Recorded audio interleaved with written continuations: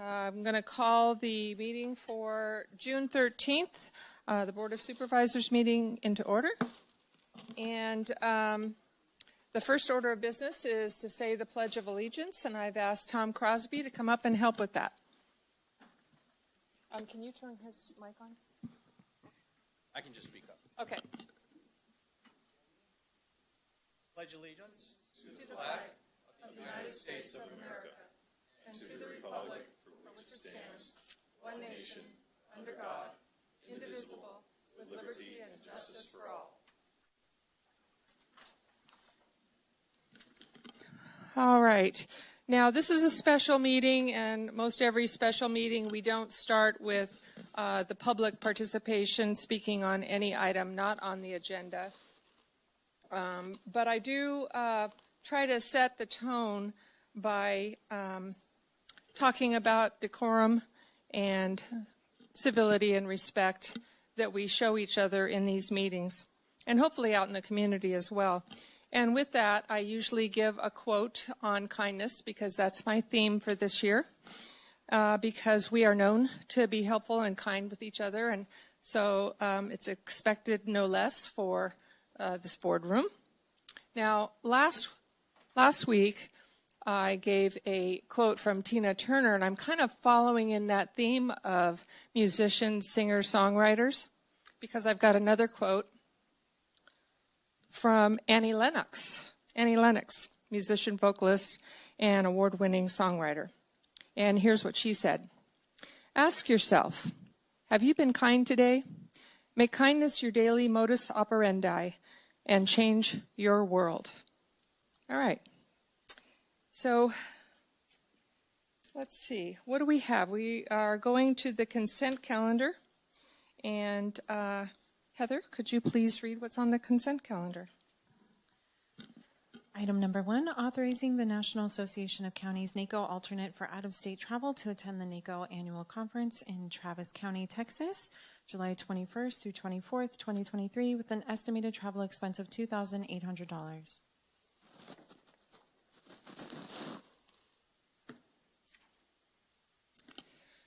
All right, and Supervisor Goldenberg is not here. He's not going to be with us today. So we can't ask him any questions, but are there questions or comments from the board? Supervisor Brandon. Great, thank you. I only had one comment on this. I do think, in line with performing our duties and as the alternate there, this makes sense. This is a space that we need to be in. It's where we get informed, we get education, but we also serve the roles that we've signed up for with it. For the last year, I've been the vice chair of our Technology and Telecommunications Steering Committee. This is one of only 8 steering committees at NACO. But the way that we currently have done with travel, even though I actually do have responsibilities at those conferences, in addition to generally being there, not being able to attend that, and doing the best I can with remote participation. I'd only ask that in the future we look not only at the representative positions, but if we're taking on a leadership role within an issue, we try to support that, because it is very difficult. I think they expect me to be there. Most of the time it is the NACO rep, but as you know, we are able to apply for these at the discretion of the NACO president. So thank you. Any other comments or questions? Yeah, and I concur with Supervisor Brandon's comments. I think these are valuable. I know that I'd want to check with Supervisor Goldenberg and give him the first opportunity, but I know that Supervisor Brandon has gotten involved with NACO and the actions that they do, so we might consider, obviously, if Supervisor Goldenberg wants to maintain that position, he should get the first opportunity to do that, but if not, then Supervisor Brandon become the representative at some point, perhaps next year or some point in the future. I'm confused. Who is the rep and who's the alternate? Myself and Goldenberg. Oh, okay. So then it would be Supervisor Kirk. Yeah. Apologies. One thing, though, is if Supervisor Brandon is on a very specific committee or commission and there's a lot of really good work going on there and he needs to be in that space, I'd recommend you let the board know, because if it is that important, then then we can make, I would be open to opportunities to go. I know like with CSAC, with other things, you know, we have representatives, but if there's something very specific, like with natural resources or something that you're on with broadband, sometimes the person who's deep in that conversation would be the most appropriate for that specific. So I don't know if we can't send multiple people, but I think if you could pitch it to the board what you're doing and it makes sense and it makes sense for Tuolumne County to send you, I'd be open for that. I appreciate both your comments. Thank you. All right, let's go to the public then. I guess we're kind of taking this off of the agenda calendar. I'm hearing that, yeah, that we're doing that. So I'm going to go to the public to see if there's any public comment on this.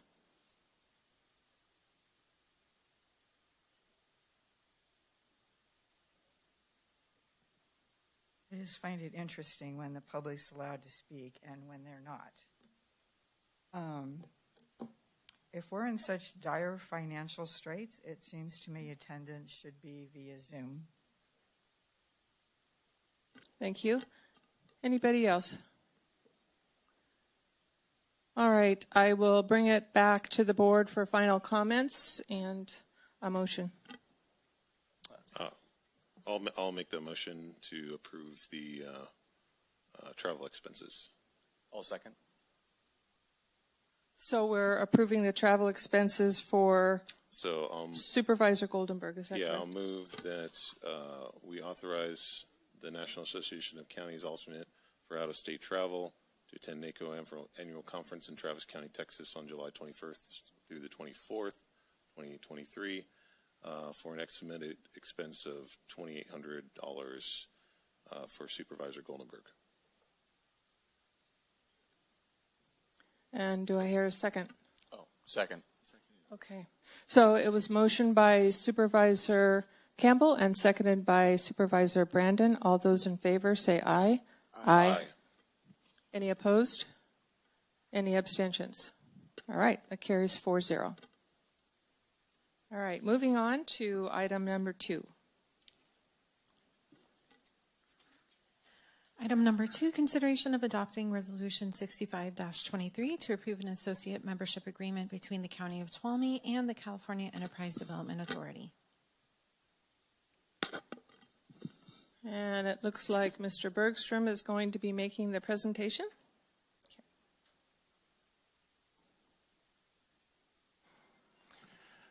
Good morning, Board. My name is Robbie Bergstrom. I am a Senior Administrative Analyst over Economic Development for Tuolumne County. And I am joined today by Michelle Stevens, who is the Program Director for the CETA program. And we are before you today to request that the Board sign a resolution to join the CETA as an associate member. Just as a reminder, before we get going, that there are 4 pillars that hold up economic development, and that is available locations, workforce, entrepreneurs in the community, and why I'm here talking to you today, finance. So what is CETA? The California Enterprise Development Authority is a joint powers authority, a JPA. And it was established by CALED, the California Association of Local Economic Development. The purpose of the authority is to issue tax-exempt and taxable conduit revenue bonds to fund commercial and industrial development projects within its member jurisdictions. So a little bit about its background. The JPA was created by the cities of Selma, Lancaster, and Eureka in California, pursuant to a joint powers agreement on June 1st, 2006. It has grown to 272 cities and counties who are now associate members of the authority.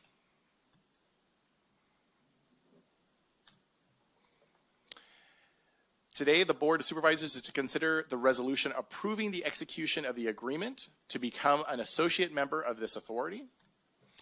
And if the Board of Supervisors approves, the authority's Board of Directors will request that the county become an associate member of that authority.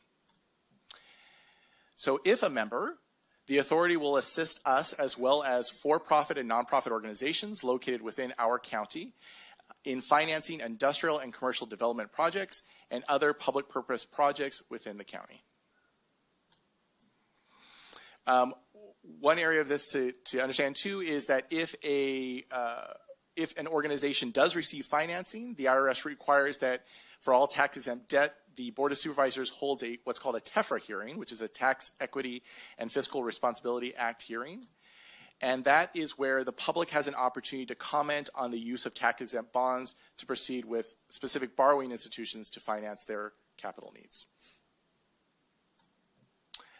Just a little breakdown of the steps. So if today the county becomes a member, nonprofits and manufacturers can contact CETA or our local economic development, that's me, to begin the process, or actually even individual institutions, financial institutions, to apply for financing. If approved, the Board of Supervisors then will hold a TEFRA hearing, and then nonprofits and manufacturers will receive their financing. The fiscal impact. There is no fiscal impact if the county adopts this resolution. The county does not bear any responsibility for the tax-exempt status of the interest with respect to the obligations, the debt service on the obligations, or any other matter related to the obligations. Plus, executing this associate member agreement will result in no membership costs or no other fees. Before I turn it over to questions, I'd like to share a few examples of financing that institutions in other counties have received. Crespi Carmelite High School in Encino, California received $8 million in tax-exempt financing. And with that, they used it to construct their aquatic center, Olympic-sized competition pool, and a small wellness pool, bleachers, and locker room. Sequoia Affordable Housing Foundation received $7.1 million for their high-quality assisted living facility, and this was used to finance the acquisition and renovation, furnishing, and other related costs to their facility. And St. Helena Montessori School received $4.9 million in tax-exempt financing for their school in Napa Valley, and that was used for refinancing their administration buildings, their classrooms, their seminar rooms, libraries, and dedicated science laboratories. So this type of financing has helped a lot of different organizations with their missions. And with that, myself and Michelle, who's on Zoom, are available for questions. All right. Let's ask board members for their questions first, and then we'll go to the public. Anybody? Supervisor Kirk? I was just going to say that it'd be nice to get some of these presentations ahead of time because you answered the questions in the presentation that I was going to have, so thank you. Oh, wonderful. So I have a question, and that is, assuming that we go through with this, how long would it take for a TEFRA hearing to be scheduled? Do you have any idea? Would it be like months from now, or maybe next month, or? Michelle, are you on the line? Are you able to answer that? Yes, I am on the line. Sorry, can you guys hear me? Yes. Okay. So the TEFRA hearing is specific to a project. So there's the potential that you wouldn't have a TEFRA hearing for another year or so, but there's also the potential if a project came up, there could be one like in the next month or so. By becoming a member, you create the opportunity for the businesses in your community. And then if a project makes sense and comes forward, then you would have the TEFRA hearing. And usually the, sorry, I think there's an echo. We're not hearing your echo. Pardon? Just so you know, we're not hearing your echo. Oh, good. Okay. Yeah, so when there is a project, though, the TEFRA hearing usually can come together within like a couple of weeks. It's mostly following the board posting regulations and making sure you have all the information a week ahead of time. Okay, thank you. Anybody else? No questions? So I'll take it to people in the room. If there's anybody from the public who would like to come up and make some comments. Welcome. Thank you. I'm just going to ask a question, and you guys can decide whether you want to follow through with it or not, but maybe a quick outline as to what a bond request process looks like, and specifically what kind of administrative activities will be required within the county's staff and structure to have that occur. Okay, thank you for the question. And Robbie, would you, or your associate online, could you answer that question? Yeah, I can answer that. So actually, the benefit of having CETA is it cuts the administrative burden down dramatically for the county. So in a normal situation, if you wanted to do this tax-exempt financing, the county could do it, but you would have to maintain the know-how and all the filing that goes with that. So by becoming a member of CETA, we do the filing, we do the weekly meetings on the finance team. And so the administrative burden for the county really is just holding that TEFRA hearing, which gives permission to CETA to issue the bond in your jurisdiction. And as far as like the timeline of a bond, I don't know if the gentleman also wants that information. Say there's a nonprofit organization or a manufacturer who has a capital improvement need, say it's like $5 million capital improvement, they would connect with CETA or Robbie, and then we would also connect with the financial institution that actually provides the financing. CETA doesn't have the money, and the borrower, obviously, they're requesting the money. So we partner with that financial institution to provide the financing. And usually it takes a couple of months to work out all the details, create the loan agreement and everything. And the TEFRA, the part that the county plays, is just one small section of that toward the beginning of the process. All right, thank you. Any other comments or questions from the audience? Okay, I'll bring it back to the board for final comments and leading to some kind of a motion. Supervisor Brandon. Thank you, and Robbie, I think this is a really great recommendation. No upfront cost to be able to have access to more tools, to me, makes a lot of sense. When we decide on where we would like to see something happen, say we have a revenue district looking at housing growth, and we're able to get a bond to do the infrastructure ahead of time. That to me is very wise, and the more options we have is great. So thank you and the economic development team for bringing this forward, and look forward to seeing more to come. I guess the next item. Supervisor Kirk. I agree with those comments. Thank you. And so do I.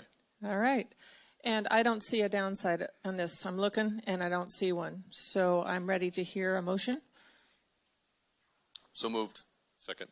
All right. It was moved by Supervisor Brandon and seconded by Supervisor Campbell. All those in favor say aye. Aye. Any opposed? And any abstentions? Okay, that carries 4-0. Thank you very much. Thank you, Board. All right, Heather, if you can please read item number 3. Item number 3, presentation of the Economic Development Executive Team status and timeline of coming events.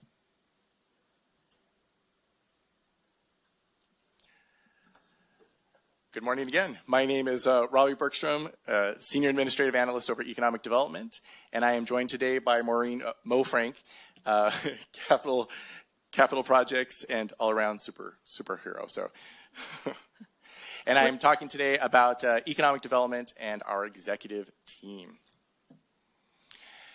So first, I wanted to touch on why do we need a team like this? Well, you often hear me make the joke that when I go out into the community and I talk to people about economic development, many people will comment and say that is something we definitely need, but few can agree on what economic development actually means. So let's start with a basic definition of it. Economic development is an intentional effort to improve a community's economic health and the opportunities that we have.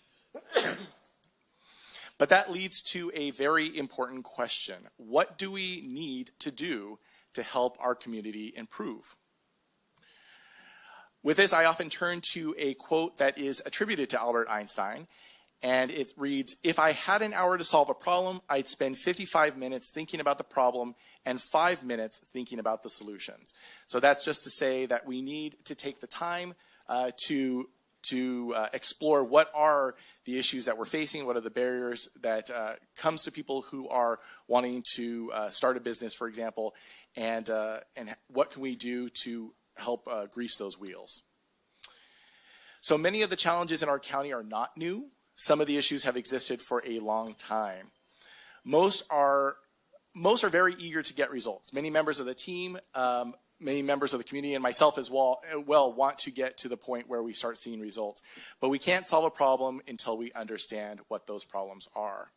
So taking the time to understand them is key to developing a plan with viable long-term solutions. So this brings us to the formation of the executive team. The executive team meets on average twice a month. On average twice a month. We had a little bit of difficulty with the snowstorms in February, and we meet at 2 hours each meeting, for 2 hours each meeting. The team is made up of select individuals from diverse professional backgrounds, and I'll get to those backgrounds in just a moment. And each meeting involves an in-depth conversation of possible barriers to economic development. This has proven invaluable to have various perspectives to understand the whole picture of what we were discussing. Some topics that we discuss are housing, infrastructure, workforce, access to resources, financing, like we just discussed, environmental factors, tourism, and business startups. Here is a list of our team members, and from the list you can see the different backgrounds that are present on the team. The team created the following mission statement. We identify opportunities and constraints and foster and advocate for local economic development through a shared community vision. So what is the team looking forward to in the coming months? We've already started discussions exploring the barriers that we've identified using what's called the 5 whys method. The 5 whys method is essentially when you are making a statement like this is an issue, you then continue to ask why so you can drill down to what is the core reason behind that issue. And the idea is that around 5 times of asking why, you eventually get down to the core reasons for something happening. We'll be conducting community workshops where we go out to the community and we ask the simple question, what do you feel will bring economic growth to your area? And of course, it's a simple question, but a very difficult answer. But from it, we hope to create action plans tailored specifically for that area, stating what are the 3 or 4 items they hope to see that they believe will bring growth. And then from that, from our discussions and those community meetings, we'll start to put together our 5-year strategy. So here is a breakdown with more specific timeframes. The 5 whys discussion, of course, has already begun. We believe that's going to continue all into August. We are going to outreach into the communities. Those will, there's many different communities that we are planning on reaching out to, so this could take some time to hold those meetings.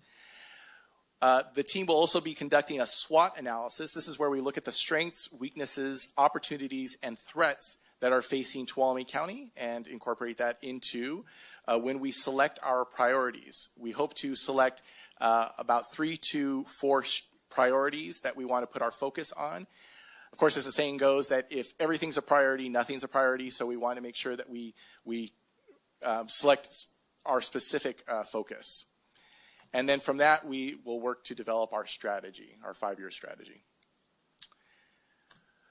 With that, I have asked some of the executive team members to come to the podium and talk for a few minutes about their experience with the executive team, as well as what are some of their goals for future meetings.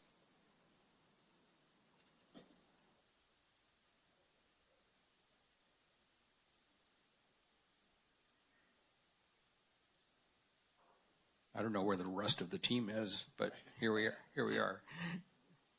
Few of us. Okay, yes, Howard's here as well. Okay, just really quickly. There's a lot to this. It's a very broad range of tasks and opportunities. But I just wanted to, I spent a lot of time thinking about this aspect of it, that the cost of everything our community needs is rising much faster than our incomes. And as a community, we need to generate more revenue within the envelope of the existing sales use tax and property tax if possible. Our collective investments made to increase economic development is critical to a bright and prosperous future for everyone. The Business Council is pleased to participate and contribute to this effort, and we appreciate the support of staff and supervisors in our efforts. Thanks.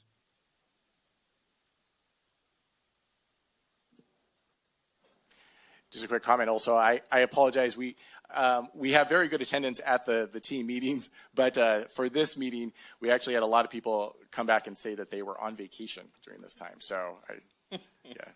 It's quality, not quantity. It is quality, not quantity. Welcome. Good morning, supervisors. Thank you for this opportunity. I want to talk about the economic development team, and one of the things I appreciate about it is we have so many varied opinions and perspectives coming together to try to solve problems. It's not like we're all in the same corner of a room trying to look across the room and look at it.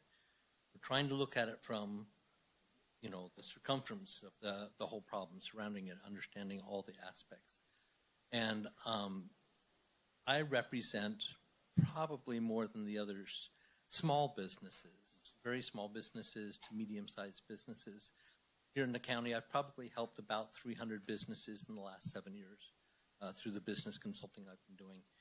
And it's amazing to me what the needs are in terms of strategy, developing a strategy, finding out even what the steps are.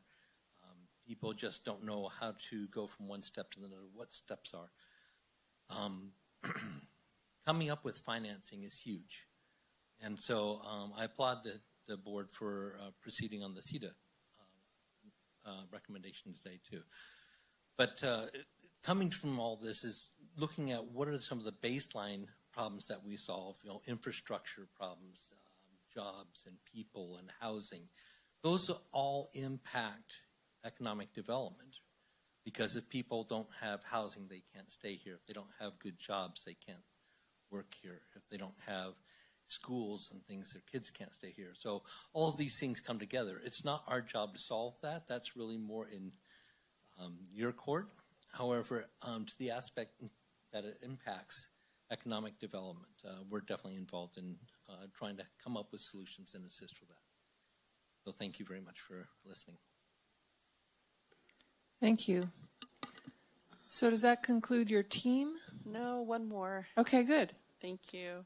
So Maureen Frank, Capital Projects Director. It is an honor that Tracy and Robbie asked me to sit on this committee. It's something that I've been very interested in over the years. One thing that we haven't brought up, and probably your board is aware, but for the community to remind them that this economic development effort is so different than what we had before. And it's been done this way on a purpose. The approach is one where it's truly a grassroots efforts. It's really looking and examining what we have in this community and reaching out and asking our community what they see as economic development. In all my years living in this county, we talk about economic development, we talk around economic development, but we never get to really come together and put some direction to it and put some strategy in moving forward. So that has been, I think, frustrating for so many in this community.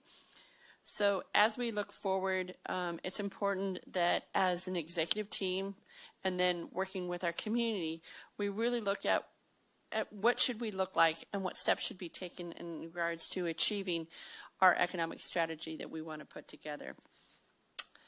As you've heard by many of the economic development team members here, it is what Tracy and Robbie put together is a very experienced, very diverse group of people that bring to the table their experience and the frustrations that they see out in the community and their hopes for the community in regards to developing this economic strategy.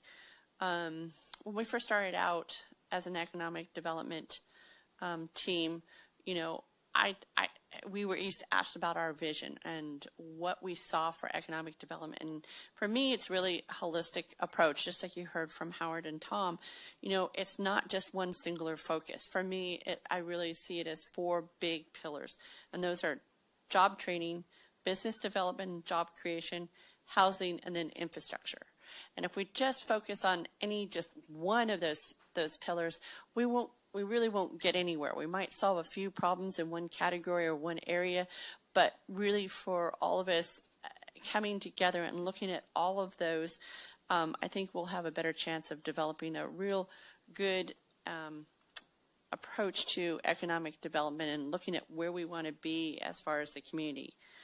From what I've seen so far in the team, I wish more of them were here today to talk to you about it, is the team really has a great desire to listen to the community. As Robbie has reached out to your board members, letting you know that we'll be going out and creating those community team meetings and talking to them. They want to implement best practices that I've heard in other areas.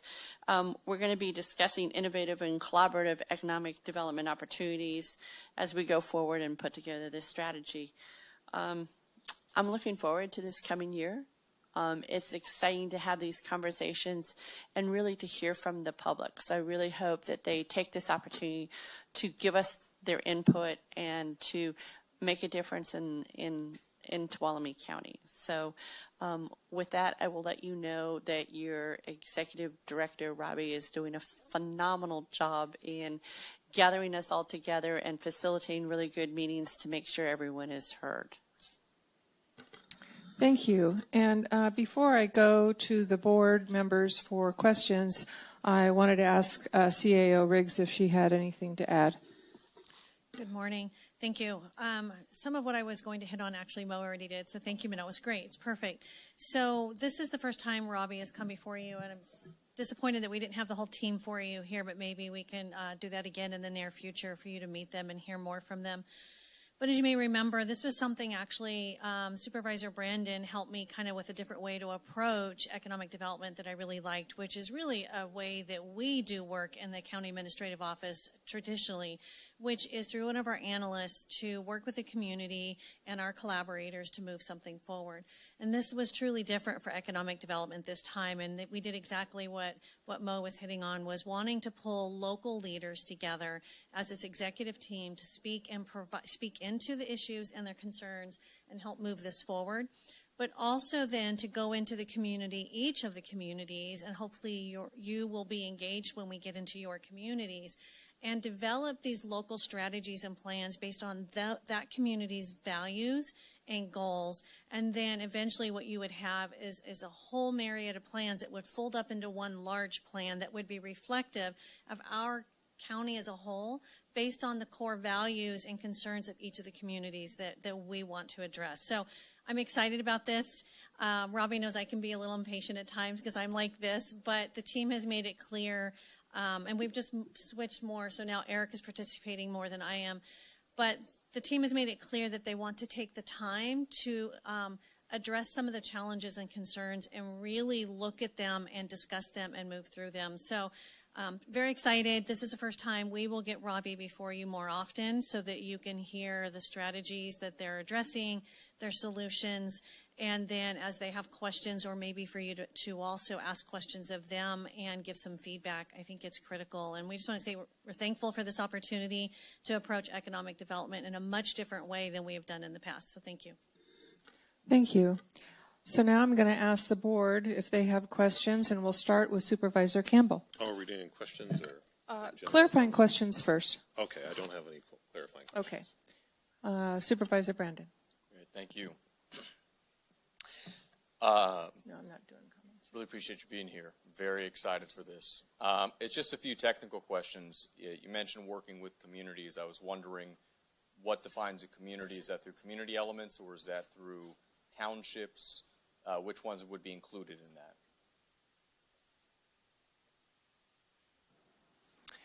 that? Primarily townships, but we, when selecting areas, we started to look at where are more economic, where are business centers, and where are potentials for growth.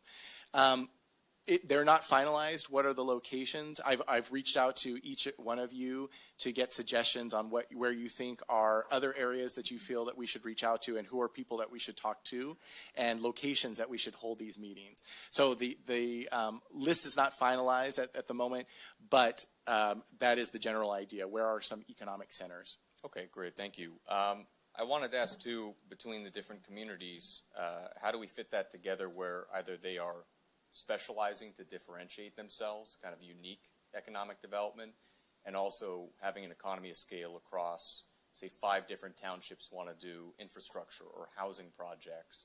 How does that kind of have those plans work together? Well, so the community meetings are going to focus on one particular area and ask them for this particular area, where do you think it's going to encourage growth? The executive team will be looking at all those different responses as well as our conversations and develop an overall plan for the county. So that's going to be more the role of the executive team to look at the holistic, to look at the entire county and come up with a strategy of what is going to bring the development through the whole entire area. Awesome. And that hit the next question I was going to ask about the spaces in between the communities too. So thank you that will be coming in. And then my last question with it is, I know you did reach out and the opportunity to provide input on behalf of our districts. I just want to encourage and ask a question. During this, what would be our role as well? And so will this be the team coming into, say, Jamestown, doing a town hall, having that solicited without necessarily coming in to help co-host or work with the community? I know you've wanted to identify community leaders in that, but what would be our individual roles in supporting that effort and participating? So like I mentioned, the initial contact that I've made with you guys asking for suggestions on where you think we should be meeting, when, who we should be talking to, and also I'll be keeping you appraised of all the different progress going forward and when will be those meeting times. So we would love for you guys to attend, for you guys to be present at the meetings, to join in on the discussions that we'll be having with the community. Okay, thank you. You're welcome. Okay, I have a question. It may be a little redundant from Supervisor Brandon's, but could you please bring up the timeline, the entire timeline with all the, the graphs on it? That one. So you were talking about selecting priorities down there, and is that with each individual identified area, or is that for the whole county? I'm just wondering how this works, because I know you're going to be working with individual townships or whatever you're going to call them, but you're also going to develop a bigger picture as well. Do they meet, or are they separate? Thank you for that question. Yes, so the community meetings will be developing an action plan which will be their priorities for that area. The priorities that are referred to on this timeline are referring to the executive team's priorities when developing the strategy. So those action plans developed by those communities will stay the same regardless of what the executive team comes up with their priorities. Okay. And will they help inform the overall picture to some extent, or how? Definitely. Okay. That is the plan. Okay, thank you. You're welcome. All right, now I'm going to go to those of you in the audience right now to see if anybody has any comments on this item.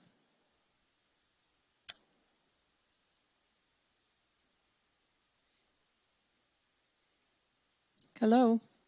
Hello. Thank you for the presentation. I'm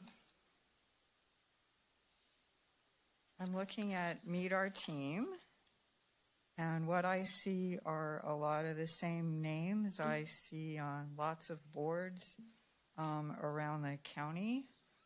You do have Lena Tran, who's a non-Caucasian recent member to our community. You have Carlos Gonzalez. I don't know his background, but his name is Hispanic. And then the two tribes people. I don't really see any other what I would call people of color. I don't see anyone who really represents anyone disenfranchised in our community. I don't see anyone that really represents the worker bees in our community. I don't see anyone representing the transit element, because transit is very difficult here. I don't see any women in business here really connected with their own companies. I might have asked some other people who have long, deep-seated roots in our community that had businesses, like Arthur Schmidt, Jeff Hampton.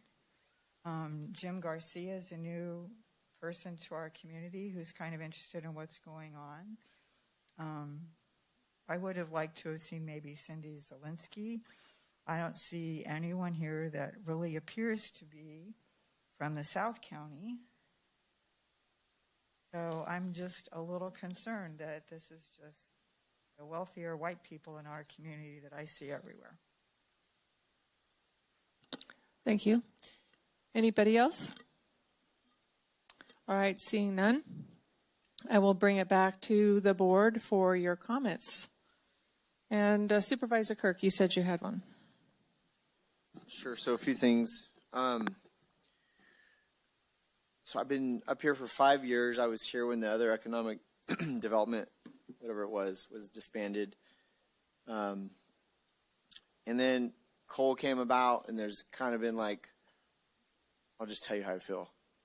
We've been talking about economic development since I've been in office, but we haven't really delivered anything. I don't really know what delivery looks like, because every time we have this conversation, you know, like Cole presented like 4 or 5 things like industries, and that's where the data and the analysis was, and we're going to go after that, and then we're working on things, and then he's gone, and then things sit. And so what I like about this plan is that we are engaging with the community. I like how we're it's not just 2 or 3 members or a 5-member board, you know, kind of close-knit. It's branching out into the community, and I do like that approach. I support that approach. I guess what I would hope is that we've done I'm tired of analyzing and research, and we have a lot of stuff that we've done in the past. So if we could dig that stuff up, and maybe, and I'm sure you have, we haven't had this conversation, but all that stuff that we've done, if we could include it in these conversations, because they were valid points then, and still they are valid to this day, but take it with the new approach and see if we can't, I just don't want to let 5 years of conversations and research go aside. So if we could include that somehow. So I like the approach to the community. Carol brought up some things about worker bees and women in business and people of color. I could care less what your color of skin is. If you got a good idea and you're competent, and that's all I care about. When it does come to women, though, and businesses, I just want to let the community know, if they're on the community, great. But I know that from some past emails talking about going out into our communities, there are several people in my district, women who own businesses, who are getting connected, who are going to be part of these conversations. So Carol just wants you to know that. And they are worker bees, because, yes, you got to have people who are willing to volunteer and show up to these meetings. But as far as businesses in the community, it's up to each one of us as board members to connect those business owners to what's going on here. And so we're doing that.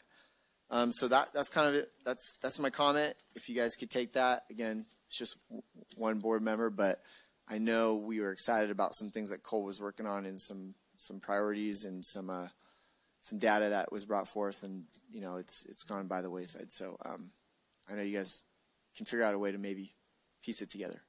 Thank you. Supervisor Campbell. Thank you, Chair. Yeah, I appreciate this approach. I think we are getting closer and closer to what's actually effective for rural county. I think that it's kind of a bottom-up approach, where if you have a county where we're focusing on the small businesses, and where in general this is a good place to do business for the businesses that are already here, and that they're being supportive, then we'll get more of this attraction by economic development from outside of the county. Because I think there's been this mindset that we need to start at the top, and we need to to attract, a Tesla battery factory or, some new high-tech industry. But the honest truth is that we'll never be attractive to an industry like that until we address some of these lower-level issues, red tape issues, just kind of getting the support that the small businesses need. Once they're successful, then, a rising tide carries all ships. And, I use the example, you look at city and county of San Francisco, tons of red tape, very difficult place to do business, and yet they have extremely robust economic activity. And it's because that's where the business happens. And so it's attractive for businesses, and they're willing to put up with all the red tape to have businesses there because they know that they'll be profitable.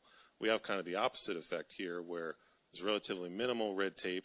Some people might argue with that, but compared to San Francisco, I think most people would agree there's a lot less red tape here, and yet we don't have, we're not as attractive in a lot of ways. And obviously apples to oranges kind of comparison there, but making this a more suitable place for the businesses that are already here, I think, is critical to that. And so involving the existing businesses in the discussion, I think, is a good way to go, and it's something, unfortunately, we haven't done enough of up until recently.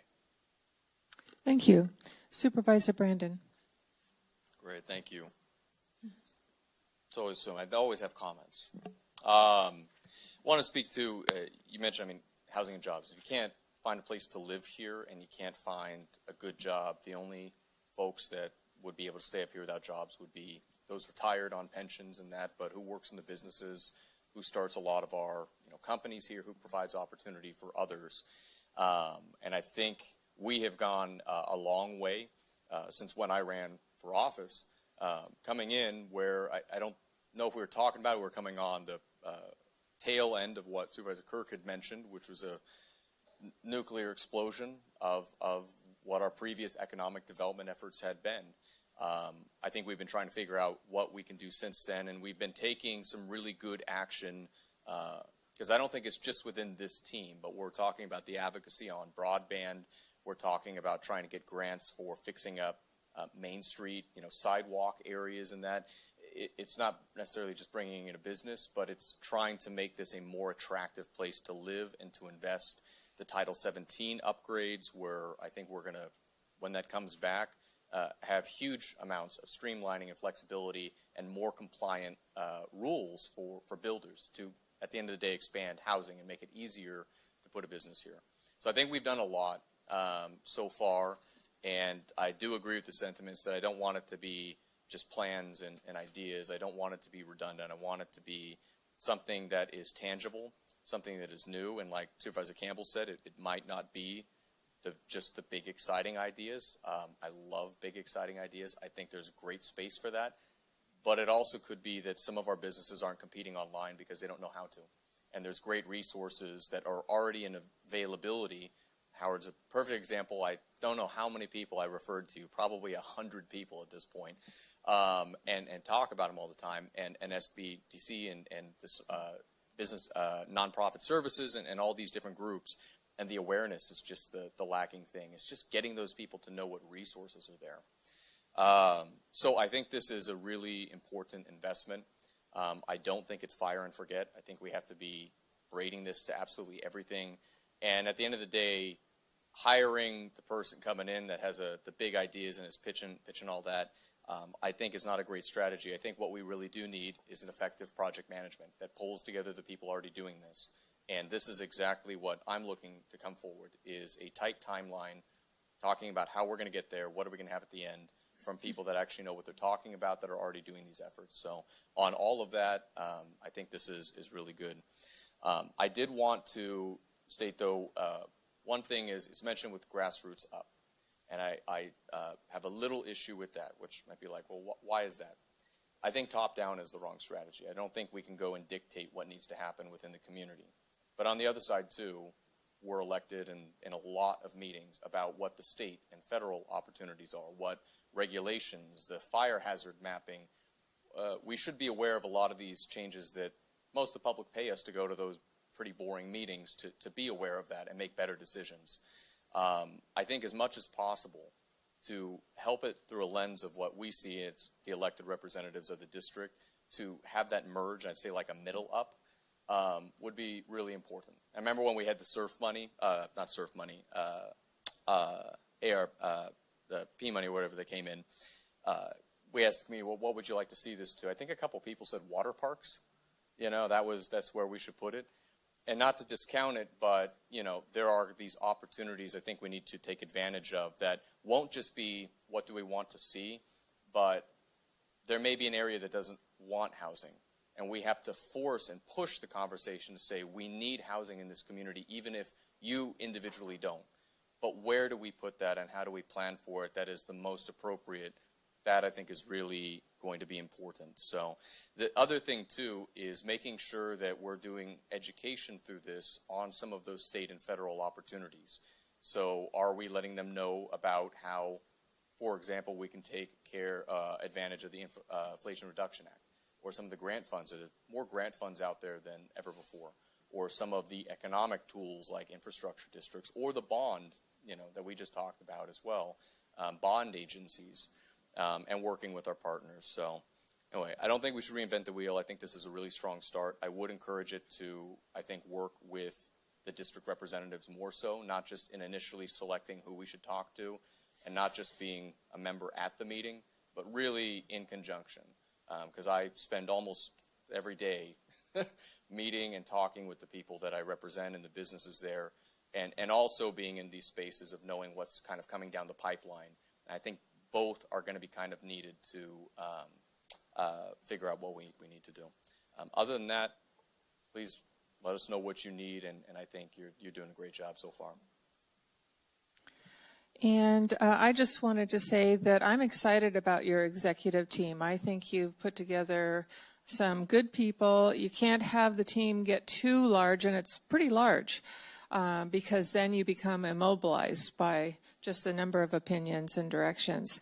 But I do want to speak to the public comment that was made, because, and I want to check my understanding of your community meetings that you're going to be having, because that's where the folks that were mentioned by the public, I think, can be involved, whether they're business owners or people of color or female business owners. And I just want to say regarding that when I was campaigning, I met business owners in Groveland, and a majority of them are female. It's incredible. And they are true risk takers and entrepreneurs, and so we don't want to forget them. And I'm sure each one of our board members here will have suggestions about who to include to make sure that these community meetings are inclusive of all the people that should be at the table. So I don't have any doubt that will happen unless I'm misunderstanding. No, when we start reaching out to planning these meetings, one of the major questions that I'll be asking individual people when I talk to them about the meeting is, how can I get the word out? How can I get more people at these meetings and more people involved? Because, of course, there's the traditional ways, emails and social media, but they definitely have much more of an ins on the community on how to get the message out and how to get more people in. And their personal recommendation to come to the meeting is very important. So, great, thank you. So with that, I've already asked for public comment. I will entertain a motion. No? Yeah. What's that? Oh, it's a presentation, so we don't have to vote on it. Okay, well, great. Then I suggest we take a break. So it's 9:56, and so at 10:06 we'll come back. All right, welcome back.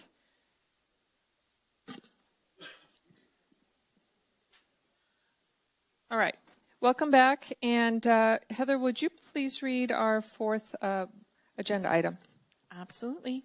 Consideration of adopting Resolution 66-23 for authorizing application by the District Attorney and signature delegation to the County Administrative Officer for the Cal OES Violence Against Women Vertical Prosecution Program, VV, request for proposal, RFP, and provision of staff direction of grant match source. And good morning. Is this on? Thank you. Good morning, Supervisors. District Attorney Cassandra Jenneke. We're here before your board this morning requesting your authorization to apply for the Violence Against Women Vertical Prosecution Grant Program. If approved and awarded, this grant would allow us to hire a highly skilled prosecutor to handle purely violence against women cases within our office. It will also allow us to hire a part-time, highly skilled victim witness advocate and to support the addition of half an FTE investigator to our office to support those two individuals as we prosecute those cases. The grant award each year from Cal OES totals $202,545 with a required and non-waivable county match of $67,515.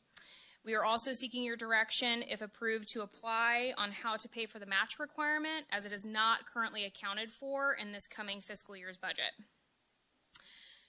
Prosecutors nationally have a universal understanding that a vertical prosecution method where one attorney and one advocate support and engage in the prosecution of a case from filing all the way through trial is the best way and most effective way to prosecute cases, particularly of personal violence. It creates the least opportunity for re-traumatization through the prosecution process, and it also benefits our offenders by having stability and consistency when we're looking at sentencing, probationary terms, and how we develop available resources within our county to ensure that we reduce recidivism. Now, this vertical prosecution grant is in its 5th competitive cycle, so this grant has been around for about 25 years, and the grant's focus is to help offices that lack capacity to engage in vertical prosecution have that method of prosecution within their offices. So a little bit of background for Tuolumne County. I've been talking about this for the last several years, but we have seen an increase in severity of interpersonal violence within Tuolumne County. Our case numbers have remained fairly stable, but what we're seeing is that domestic violence cases are up. We had the highest number of cases filed last year over the last 8 years. And in 2021, we had the highest number of sexual assault cases filed in comparison to the last 8 years. And so that interpersonal violence against women, unfortunately, is consistently increasing within Tuolumne County. And what we see is that those cases take the greatest amount of time, require the greatest amount of follow-up, and truly require the greatest amount of care for our survivors to continue to engage in a prosecution process that can be very difficult for them. When we look at the increase in severity, what we're seeing is higher lethality methods of violence like strangulation.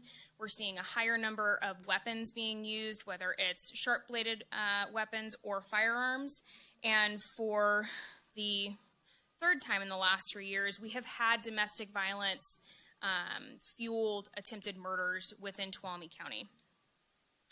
We are also seeing that through regulations that are frankly out of our control, we are seeing violent recidivists released from state prison and released from county jail at a higher rate with less time in prison or in custody, giving us an opportunity to help strengthen our survivors, and frankly, for our offenders, they're just getting less programming by virtue of not being kept in as long as we had all agreed to.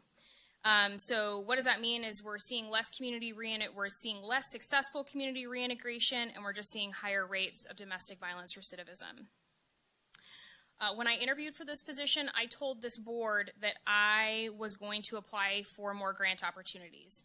It was definitely a place where I thought our office could take a step forward, and this is the first opportunity for us to apply for this grant because they're just coming out of their last 5-year non-competitive cycle. This application could be a long shot. I don't want to lie to you. The total amount available only funds 10 programs across the state, but I know that we can put together a very compelling program and that the need is here within Tuolumne County. You have also consistently encouraged members of our organization to seek grant opportunities, and that's really why we're here today to discuss applying for this type of grant, recognizing that there is a fiscal obligation to the county, and also recognizing the fact that we are facing what may not be the most optimistic of budgetary times. As we walked into this budget cycle, our office was requesting an additional attorney, and that is also something that I've talked to your board about a lot, is the fact that we have to build capacity at the attorney position. We haven't had an additional attorney position since the early 2000s, and that simply is not in the cards currently, based on where we are with the budget. And in looking at what our budget looks like for next year, I anticipate that it is very likely that we could cover the portion that will be attributed to the 23-24 fiscal year within our current budget. We're likely to have salary savings that could cover the amount necessary, which would be somewhere around $33,000, somewhere around there. But I hesitate to continue to rely conceptually on salary savings when the goal is to increase capacity by being fully staffed and then adding additional support. So we're asking for your board today to approve our opportunity to apply for this grant. I recognize that budget times are tough, and this is a 5-year obligation to the county. I'm willing to work with the CAO's office and to look at our budget and see where we can find the money. The unfortunate reality is that when we are left in a position where we have very little else to give. And $67,000 in our budget would be giving another position to get 2. So we'd really only be getting 1. And that's kind of the balance that we have to try to strike. And so that is our request. I'm happy to answer any questions that your board may have, and then answer or address any concerns that the community may have after public comment. All right. Questions from the board? Supervisor Kirk. So questions, I'll keep my comments for later. I just want to be clear. For us, over 5 years, it's $337,000, but for them, the grant award is $270,000 over 5 years, correct? Correct. Okay, so $67,000 a year, and thank you for clarifying that in an email. My question to staff is, I don't know if there is a recommendation, Tracy, from you guys, but like, did it go to the budget committee? What's your thoughts on it? Because I'm just curious. Yeah, I do not believe we took it to the budget committee. This is coming up rather quickly, and Cassandra and I talked about bringing it before budget so your board could provide direction. In regards to the budget committee, they do support anything where it's grant funded. This does require a match, as you're hearing. It also does add capacity to the district attorney's office, but this has not gone, as she'll miss the opportunity to apply by pushing that out. We could do a quick one, but we would not get that until maybe next week. Now, I know all grants are different, but this is obviously like, when I think of grants, I think like we have to provide 20 or 50%, but this is actually, this looks like a 60-40 type match. Is that correct? 25%. No, it's 25%. Only 25%? Yes, it's a Our cost is $337,000, and their cost is $270,000, so we're paying more. No, $2 million. What's that? 67,000 out of the 200 and whatever is 25% per year. Right, and we get just over $1 million. Okay, I'm sorry. I thought that was the total. No, we get over $1 million over the 5 years. So 20. So this is a 25% match. Yes. Okay. Sorry, that's why I'm asking. Yeah. All right, that's it for questions. Supervisor Campbell. Oh, yeah, thank you, Chair.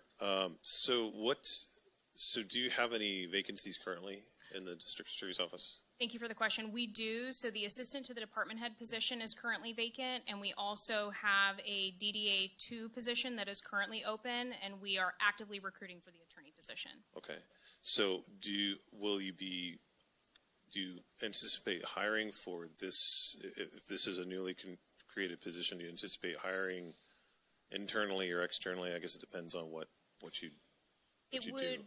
Thank you for that question. I think it really depends on where we are when the grant funding is initiated. So the grant funding is calendar year to calendar year, and so we would have to evaluate where we are in January, or I guess in anticipation probably.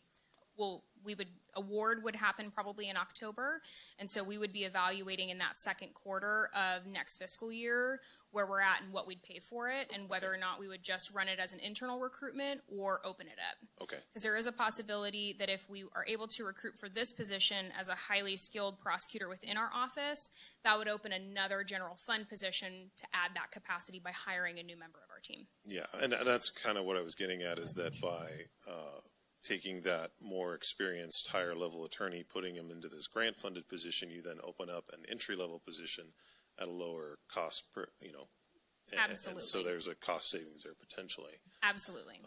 Plus you're taking somebody that has been dedicated to the county, and you're giving them, an additional opportunity and hopefully training up somebody new. Absolutely.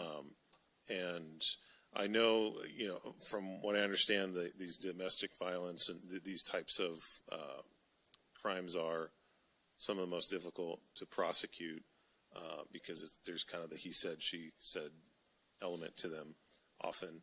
Do you anticipate this?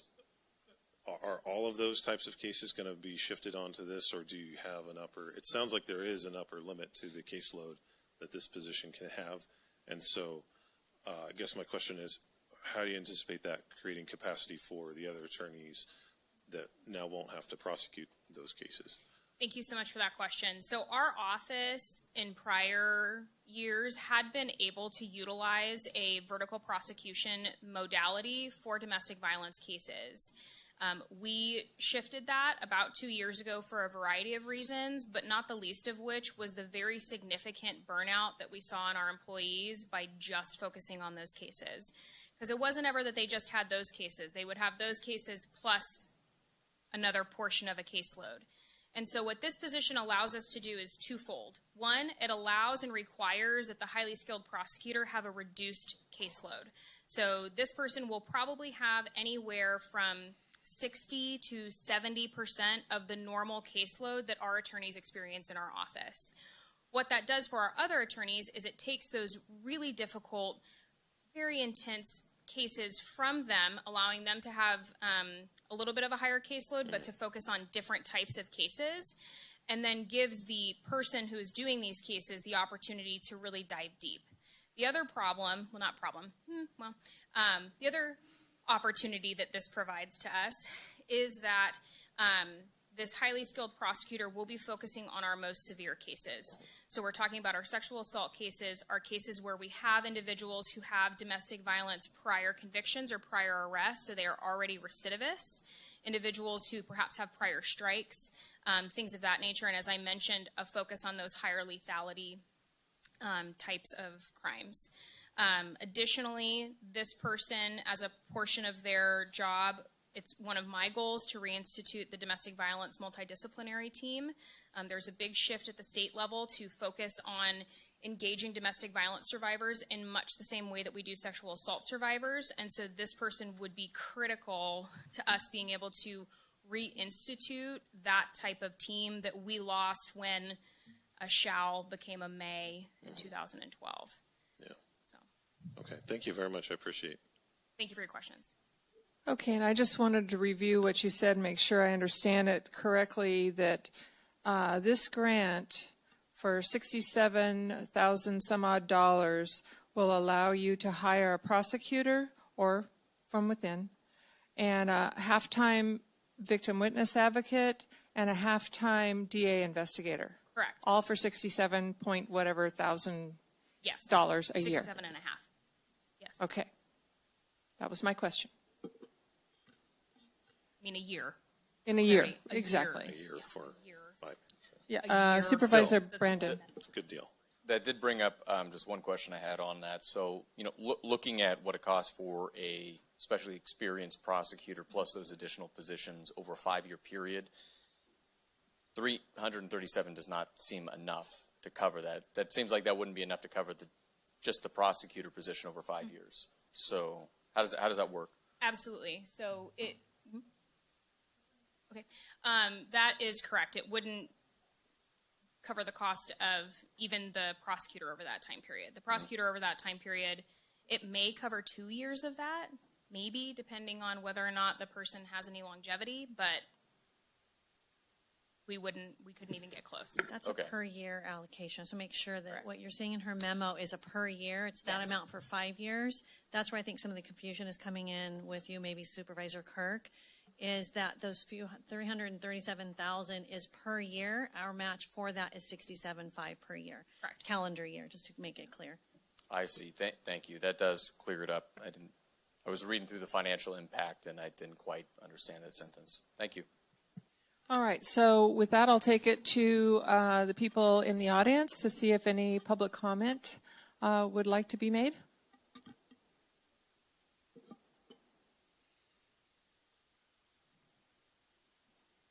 I feel like I'm the only one here today.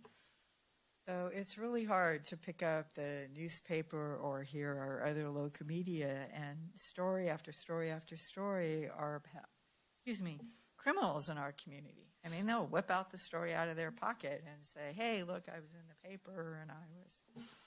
So, and crime seems to be getting worse instead of better. So I support this. And I would point out in the last budget discussion we had, there were a whole bunch of people that were going to get new job titles and promotional salary increases. And I advocated for all promotions to be on hold so that those salary increases could be a savings. Anyone else? All right, seeing none, I'll bring it back to the board for final comments and a motion. Who wants to go first? Supervisor Kirk. Thank you for clarifying the information. The reason why I asked about the budget committee is I just want to be, I understand things come up, and I think we may have done this once or twice before, but I really want to see us stick to a process where, you know, even if the board doesn't agree with the budget committee, it'd still be nice to have their input because my opinion is, what's the point of having a process if we don't follow it? So I would like everybody from CO's office all the way down the chain to follow that process, just so we're being firm, fair, and consistent for people who may be watching this and other departments and other department heads who really do have reasonable needs. We did tell department heads, go after grants. So you're doing exactly what we said, and you're doing a great job. And I do support this. When it comes to criminality in the state, we are dealing with how the legislator have enacted laws which are putting more criminals in our streets. And so this is how we get to deal with it. But I want you guys to realize at the end of the day, it's affecting our budget because it's coming out of our general fund. So it's another mandate is the way I see it. So I do support it, but please let's follow a process because I guarantee you I will get an earful from folks who don't feel like who don't feel like we're following a fair process. So please just keep that in mind. Supervisor Brandon. Great, thank you. I want to echo the same agreement. I want to echo agreement for that with the Budget Congress and the process. We do have that set up, and I think I want our department heads to know that that is not a just perfunctory thing or kind of a fluff. That's something that actually is impacting the budget and our recommendations. I would say with this, though, because of the grant timelines, we would have had to create a line item for money that we don't yet have, and we wouldn't have approved that anyways because, of course, we want to make sure that our money is being utilized. And for something like this, as you mentioned, Supervisor Kirk, we've asked them to go get grants, fund these positions. 3-to-1 grant makes a lot of sense in an area that I think really does need this investment. So I think thank you for bringing this forward and presenting and discussing it. We need to protect the women of our community. We have, as we've mentioned before, a violence issue, and if we're able to invest in this capacity, as we've done with deputies, but to do so with the prosecutorial capacity, I think that's going to be very important, and that'll be helpful to bringing some of these people to justice. And I appreciate especially, too, your reference that it would open up capacity in other areas. So not only having a more specialized unit able to focus on these difficult crimes and do a better job at that because they're vertically integrated, but being able to then allow that capacity to go into drug enforcement, violent crimes, and some of the other things that we know plague elder abuse, as an example. So I think we have done a lot on the board to try and address our public safety and law enforcement when it comes to the sheriff's side in particular and addressing those vacancies. I think the district attorney's office needs to also have that similar support. So I'm in full support of this. I think it's a great idea. And if you get the grant and are successful, which I certainly hope you do, it financially makes a lot of sense for us to then, wherever it comes from, find the money because it's a good deal and it's a good cause and it's a good team. Thank you. Supervisor Campbell. Yeah, I'm in support of it. I think the CAO and the district attorney answered the questions that Supervisor Kirk raised to my satisfaction.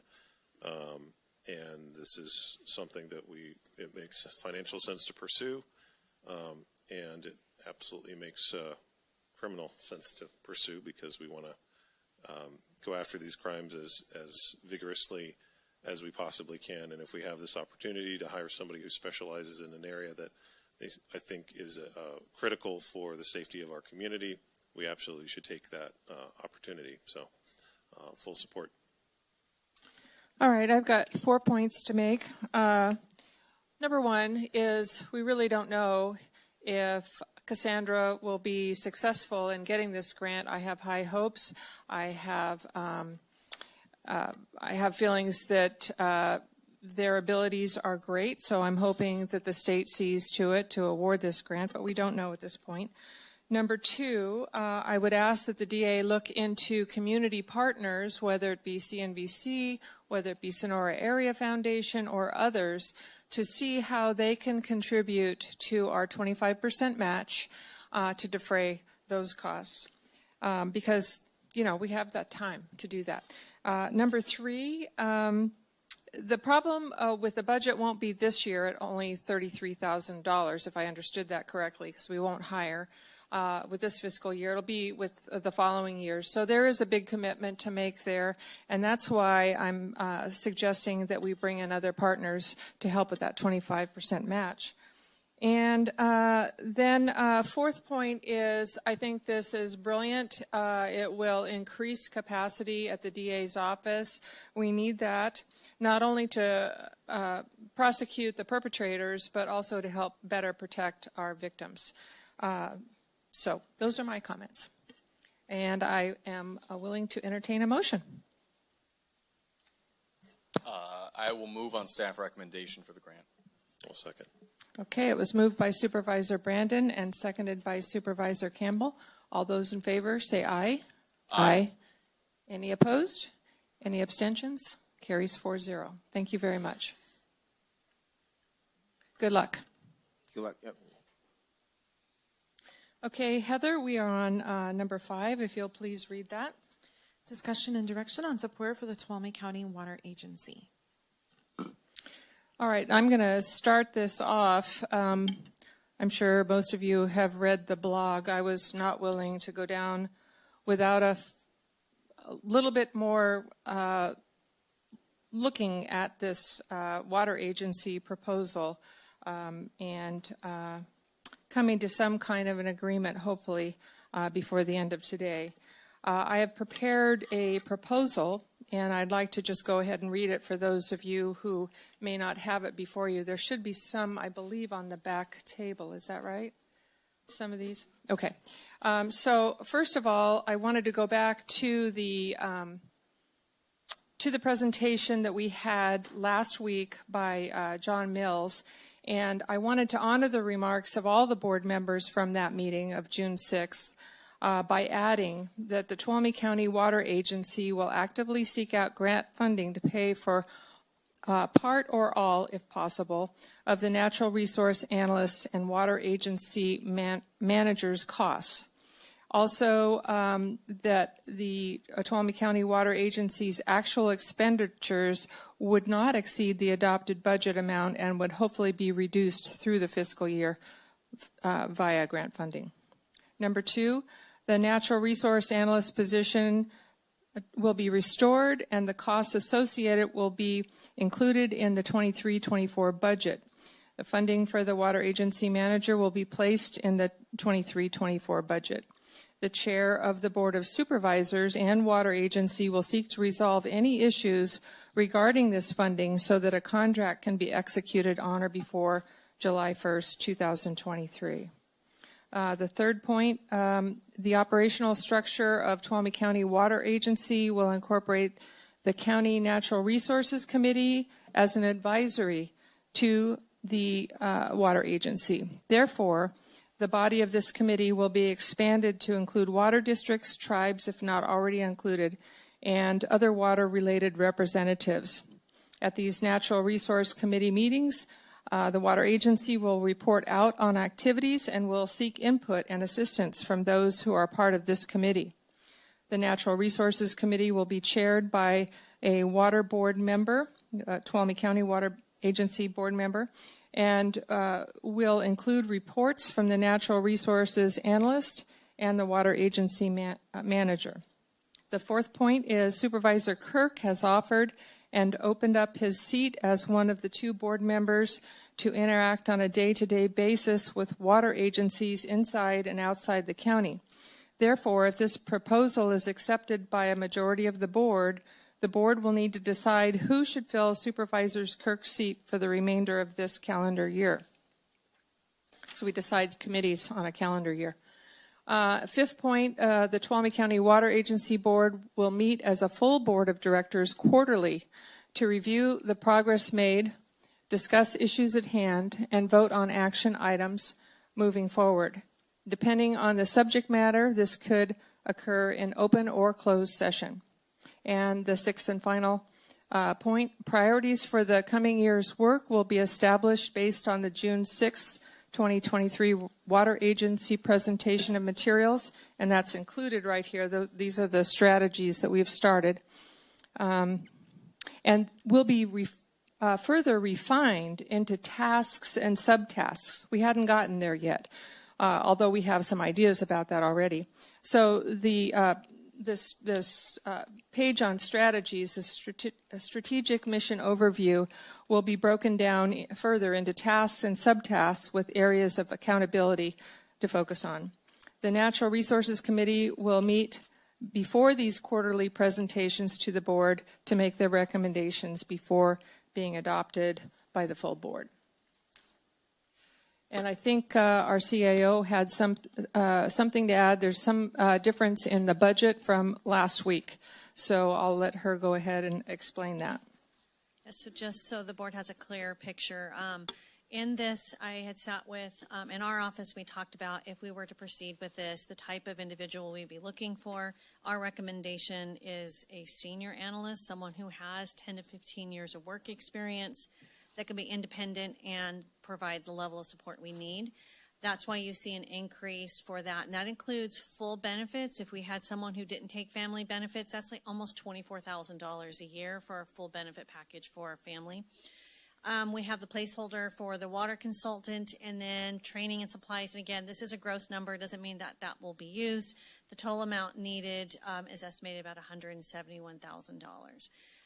Now, the question of where would this come from, you may remember during the last board meeting, the board did change Visit Tuolumne's contract, so we took this out. So where we end up right now is we have contingencies. Let me go back to that. Visit Tuolumne was increased by $92,000, and we at that time, based on the board direction, eliminated these costs out of the budget altogether. As a result, we have $1,040,000 that is currently in contingencies. In the event that the board were to approve this gross amount in there not to exceed, which all of our budgets are a not to exceed amount, the new contingency amount would be $869,000. Now, we are required, based on the budget policy, to have $994,000. That would make us short by about $125,000. However, I will remind the board of a couple of things. We don't have final fund balance, so once we get that, and we do expect it'll be slightly higher than what our projections are, your board could reinstate the dollar amount as required by the budget policy. The other is we expect we'll have further savings within the budget because we still have a large vacancy factor, and as we work through the year, we will be backing those costs out. So as we always do, we will net and reconcile all the costs throughout the budget. So just some options should the board want to consider moving in this direction of how you would pay for it, and happy to answer any questions with that. All right. So questions first from the board. Do we have anybody with questions? I have some questions. Yeah, go ahead. Supervisor Campbell. So can you outline what are the key differences between this proposal and the one from Tuesday? Because it looks pretty much similar, except it's more expensive. Because we were talking about 50,000 last week, and now it's 171, or 150,000 last week, and now it's 171. So that would be a question for the CAO. So, Yes, so the- so in your view, CAO Riggs, what are the key differences between? The key Last week's difference is the proposal. increase, the going from an analyst 1-2 to a senior analyst. Okay. So I guess I'm wondering why we're bringing this to the board again if the only difference is to make it more expensive for the taxpayer. I beg to interrupt, but this is, I just wanted to point out. My question was just for the CAO. Okay, I just wanted to point out that the I'm- proposal thank is you. different. I'm talking to staff. Yes. So I had a board member come to me that would have changed, could potentially change the vote that the rest of you are not aware of. So I have to bring it to the full board to have that discussion and that conversation in order to get board direction before the budget. Okay. And so what are we being asked to do here today then? It looks like create a position? Is that? No, so today is direction only, so that if whatever your board decides today, if we had a majority direct this, we would then incorporate it into the budget for June 20th for final board consideration. Okay. So today you're not actually approving anything, you're providing direction.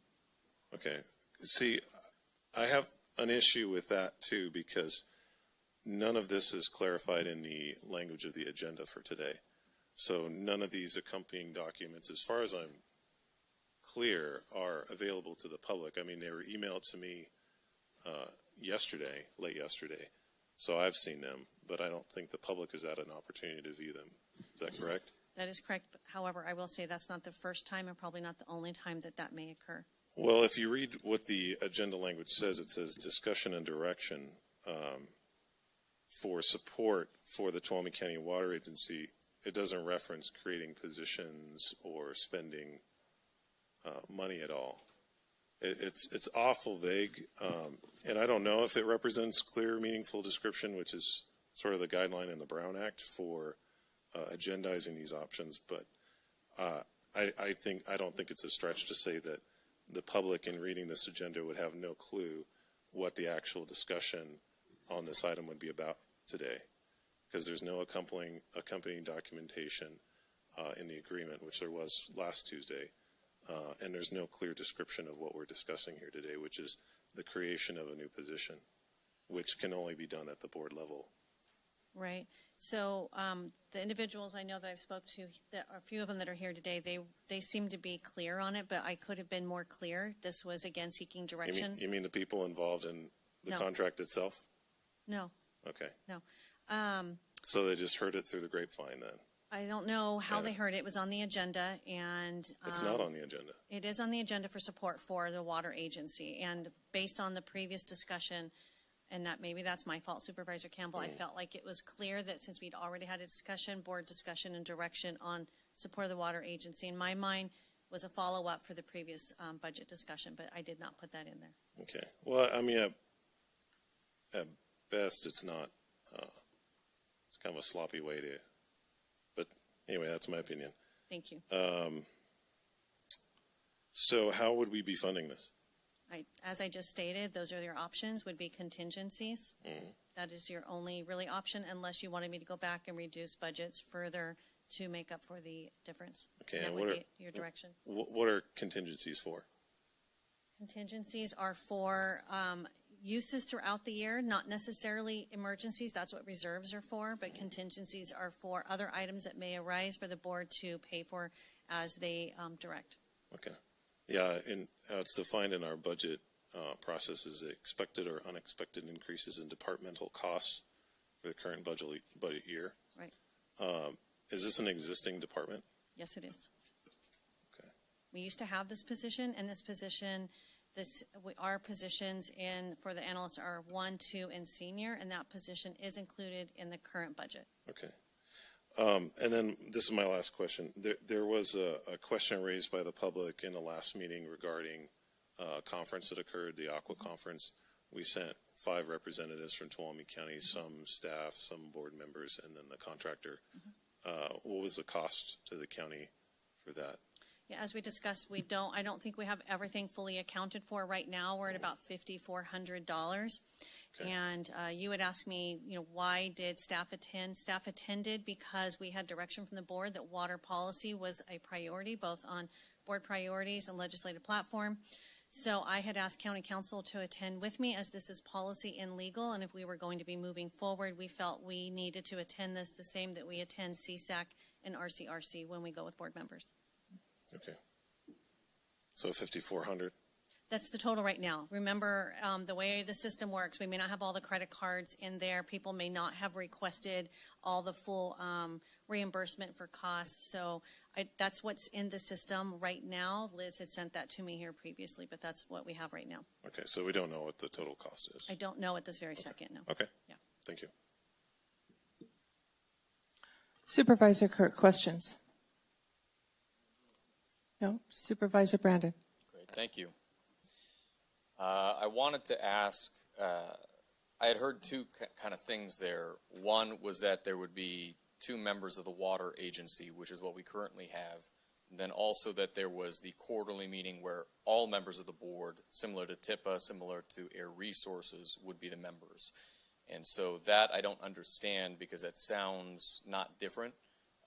My impression in some of the discussions we had about the concerns, as 10 seconds of background on it, that any 2 of us will not adequately, I think, represent all areas of the county because our districts are very, very different. And that really this should be, if it's a priority, a board decision, board updates, board action, public presentations, and not having to do this. I think that's one of the challenges we're having here today. So can staff clarify what the proposal is on any changes to the water agency?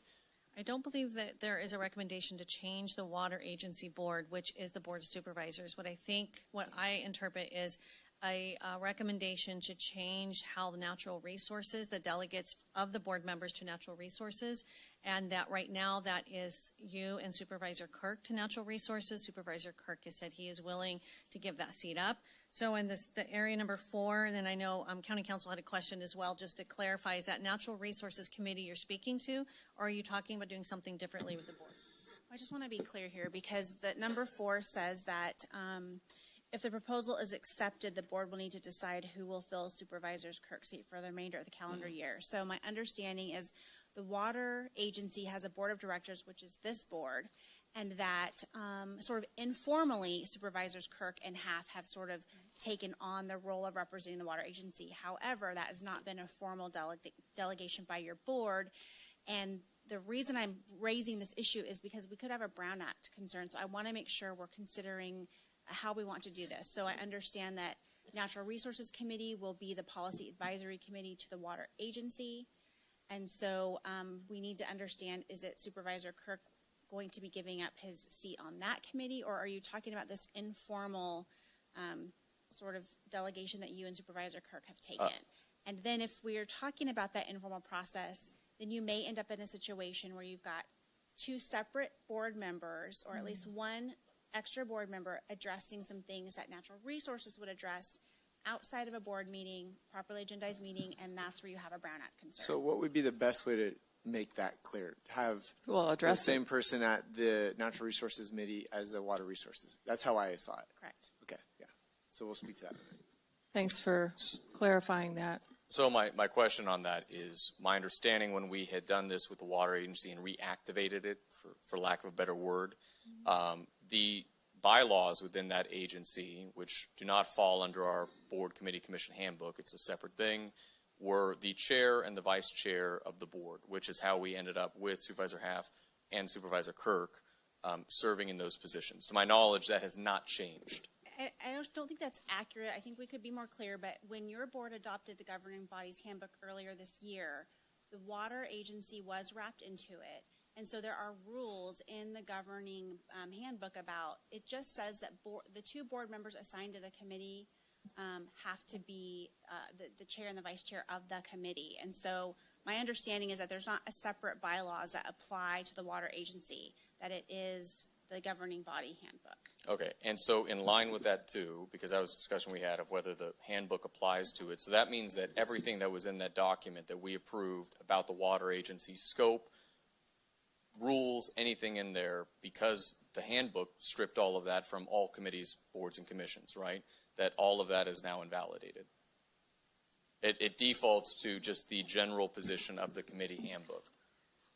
So I guess it's kind of sort of. So because we put the water agency into the governing body handbook, that would mean you would apply the governing body handbook rules and procedures into all your agencies and committees, including your water agency board.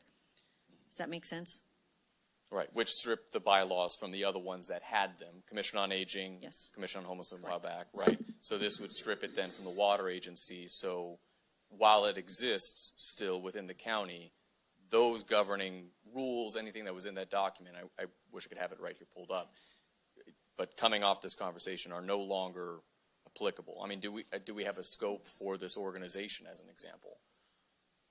Well, I know that there's been work on sort of developing like the protocols and policies for the water agency separate from the governing body handbook, and so I think we have to see that document so we can see what sort of is still in existence. I don't have it in front of me either, but when it comes to the operating procedures and the bylaws, we can say that the governing body handbook supersedes what was in those bylaws. Okay. On another item too, what I see here is it's very specific to a specific contractor for water advocacy. So question to our staff, if we move forward with this as it is that automatically approving the contract we formerly saw and the contractor, or is it simply creating the line item? That would be up to your board and the direction that you provide. Okay. And then the training and supplies, that seems really high compared to some of the other department areas for a one person and a contractor, $18,900. I think most of the training line items are a few thousand. I think the entire office, I'm not sure, has that much. Yeah, remember, this is not just training. When we say supplies, there are mandated costs that fall. So the way our budget works, you have your salaries and benefits and services and supplies. The way that, and your training falls under that. That includes mandated costs. So you're going to have like computer costs.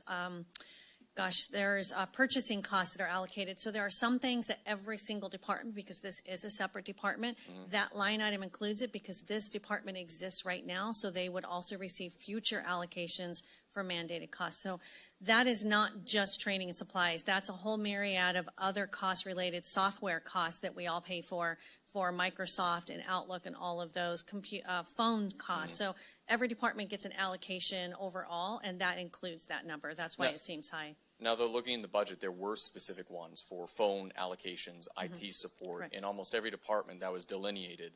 It doesn't say that there, because those things don't seem to fall under training or supplies. They seem to fall under some type of an administrative item.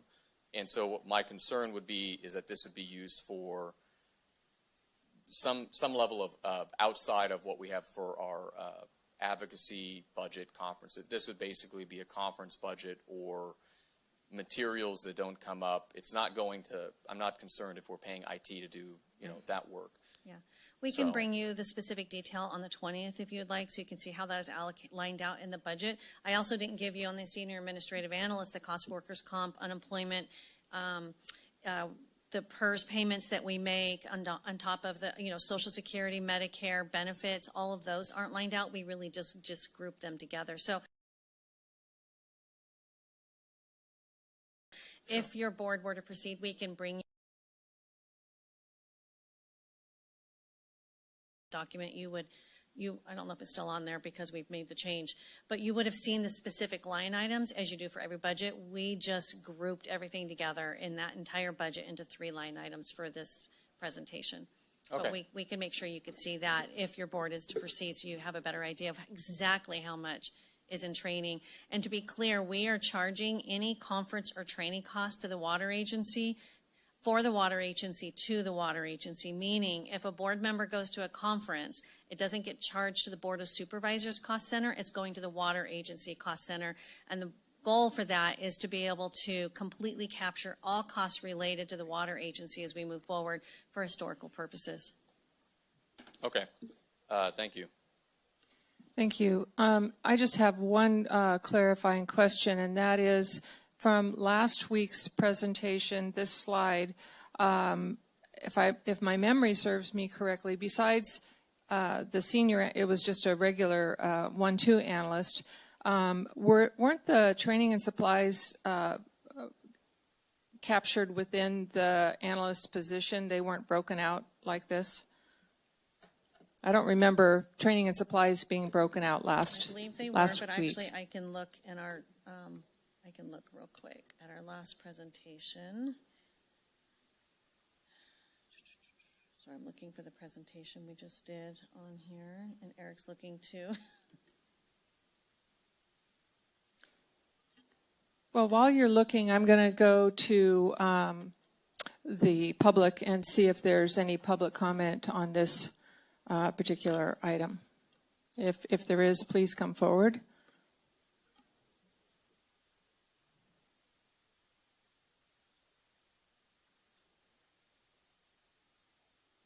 Welcome. Thanks. I run a small farm in Big Oak Flat. Is he on? Okay. Working? Okay. Good morning. I run a small farm in Big Oak Flat, and it concerns me that there are bills in the California legislature showing that the state is coming for our water rights. If they're successful at that, I worry what's next. On my farm, we're very conscientious about our use of water, but will I continue to have water I need to live on, irrigate crops, feed livestock, or will they go after that too? So I like the idea of a county agency that's all about water improvement, that would work with others, stay on top of local water issues, availability, and threats, but that is not part of TUD or a particular water agency. And farms in my area, all of us are not part of any water agency. So I support, and I hope that you will approve the continued funding of the Tuolumne County Water Agency. Thank you. Thank you.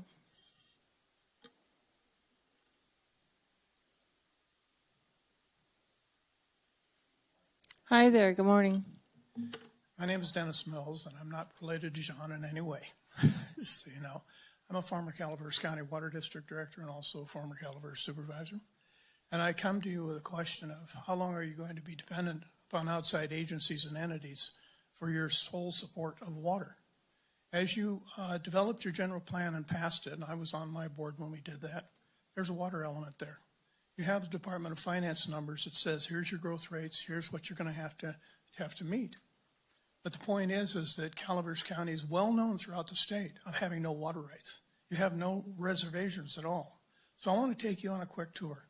And as I do, when I state a number, say Calaveras County has this, what does Tuolumne County have?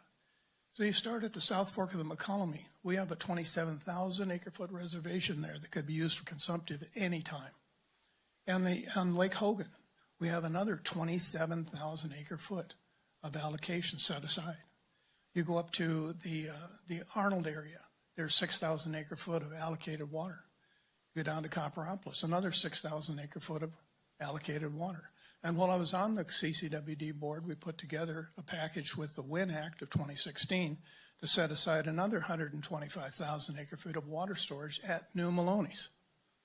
You put all of that together, oh, and don't forget, we have a Pueblo agreement. In other words, there's certain water that predates the state. It's the Rancho de la Stanislaus that occurs from basically Copperopolis all the way down to 26 Mile Road near Oakdale. So all of this together is almost 200,000 acre feet of water. And remember that many districts in the Calaveras County area have water rights dating back to 1853. So the 1914 water rights, which they're going to go after with the Bay Delta Plan, they're going to completely revise it. And they've already warned us that for decades. It is going to further curtail what you have the ability to have. Your economic growth and your economics of your own general plan totally depend upon what you can provide as a source of water for that growth rate. And if you don't have something in place, that's what the 1969 agreement put together here. If you don't have something in place to take your stand. Now, I've had the opportunity to have lunch with people at the Metropolitan Water District in Orange County. I've had coffee with the chair of the water board. You know, if you don't have those relationships, they're the big fish. They'll eat you alive, and they'll leave you with nothing. Right now, a standard acre foot of water is probably about $2,000 an acre foot. Multiply that out. There's $10 million for just a couple of thousand. 5,000 acre feet, there's $10 million. So the money can, you know, that's what you really need to be talking about. How is this going to economically impact this county? And you're saying, why is this guy standing here talking to these from Calaveras? What does he care? My mother's maiden name is Pickering. I hope that helps you to make your decision. Thank you. Pickering.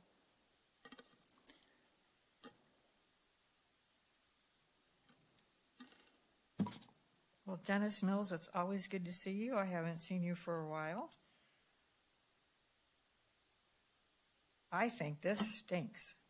This is so hinky and stinky. I don't know what kind of, excuse me to the general public, bullshit was going on behind closed doors here.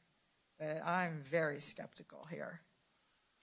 And for Supervisor Kirk, I don't recall hearing you where you exactly submitted your resignation from the Natural Resources Committee. There was a little tiff, and I heard you say you would give it up, but I didn't hear you say you actually gave it up. So now I'm kind of concerned you're being railroaded here.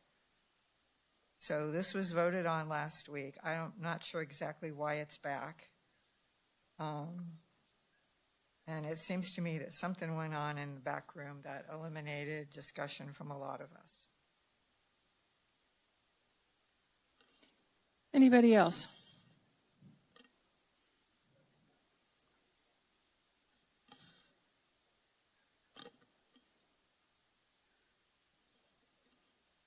Welcome. Good morning, supervisors. I'm Jim Maddox. I've been here now in this county since 1969. So I do have, and I worked for Fish and Game at the time, so I understand a little bit about the value of water. First of all, I want to thank Supervisor Half for taking the time to put the piece in the my mother lode. I hope that a lot of people read it. In addition to the forest values as a source of timber, recreation, and employment, is extremely significant value for the ability to store and provide water to our county and our state.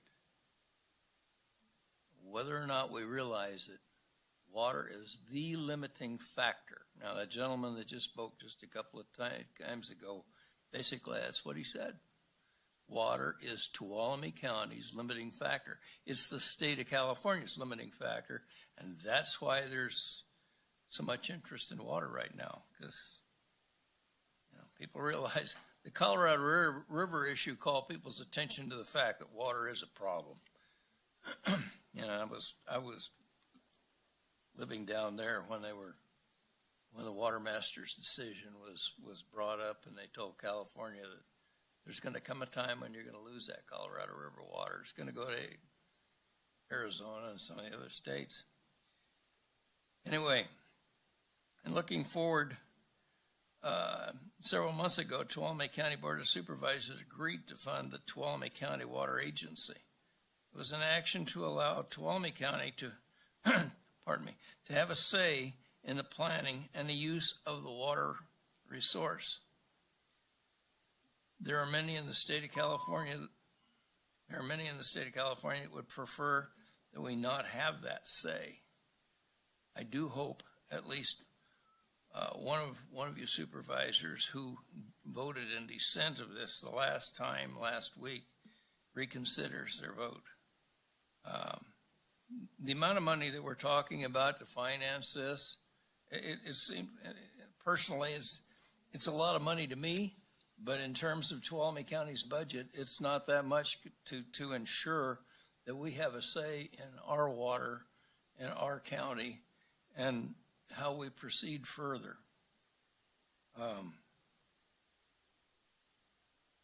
Anyway, I certainly do encourage you to consider that and address it.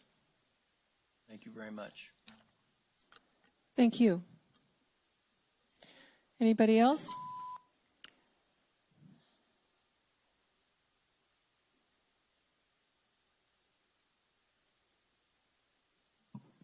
Hey, I'm Jim Phelan. I'm on several boards, like the Natural Resource Committee is where I found out about this water board issue. It originally struck me last Wednesday as being strange that we paid for half a year and we want to stop it midway through. We paid for a year and we want to stop it halfway through the year. I'm really approaching this differently than from strictly the water. It's what the water can get for us in our natural habitat and thinning our forest lands and our woodlands. The downstream users hopefully we can kick in some maintenance on these hills outside of Sonora, the forest that Liz is working on. We need millions of dollars. It costs $1,000 to $2,000 an acre to clear things mechanically. Burning costs us a whole lot of money, both in air resources and just straight money. So let's keep this water board going, and maybe we can get some landscape restoration monies out of it. Thank you. Anybody else? Okay, I'll bring it back to the board. I want to make one correction in thinking and offer one suggestion. When I wrote this proposal, and I looked back at it, I wasn't very clear, but I wanted to say here that my intention was stating that Supervisor Kirk was offering to withdraw as one of the two directors for the water agency, not for the natural resources, to go out and meet with either partners inside the county or outside, of which there have been many of those meetings, and we've got many more to come in order to start these relationships and partnerships.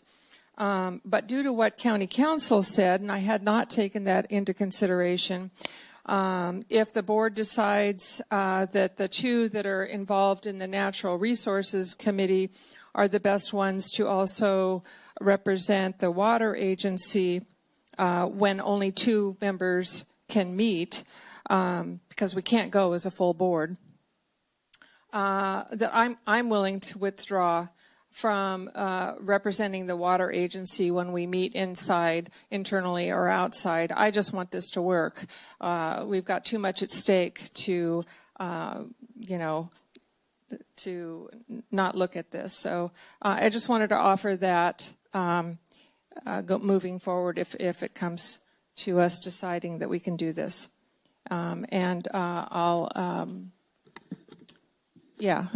Comments now. Supervisor Kirk. Sure.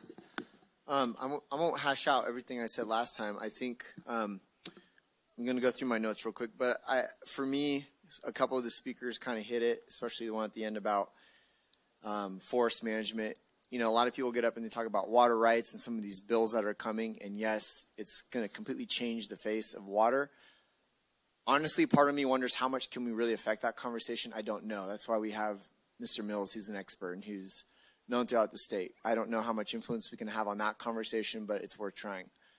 But what I do know from the last 7 months of having conversations with folks and hearing things and seeing things in motion is that on the forest management side of things, there are things in works. We are having conversations in collaboration and working with partners to create a baseline of information so that we can continue to do forest restoration, which shows the impact downstream on water.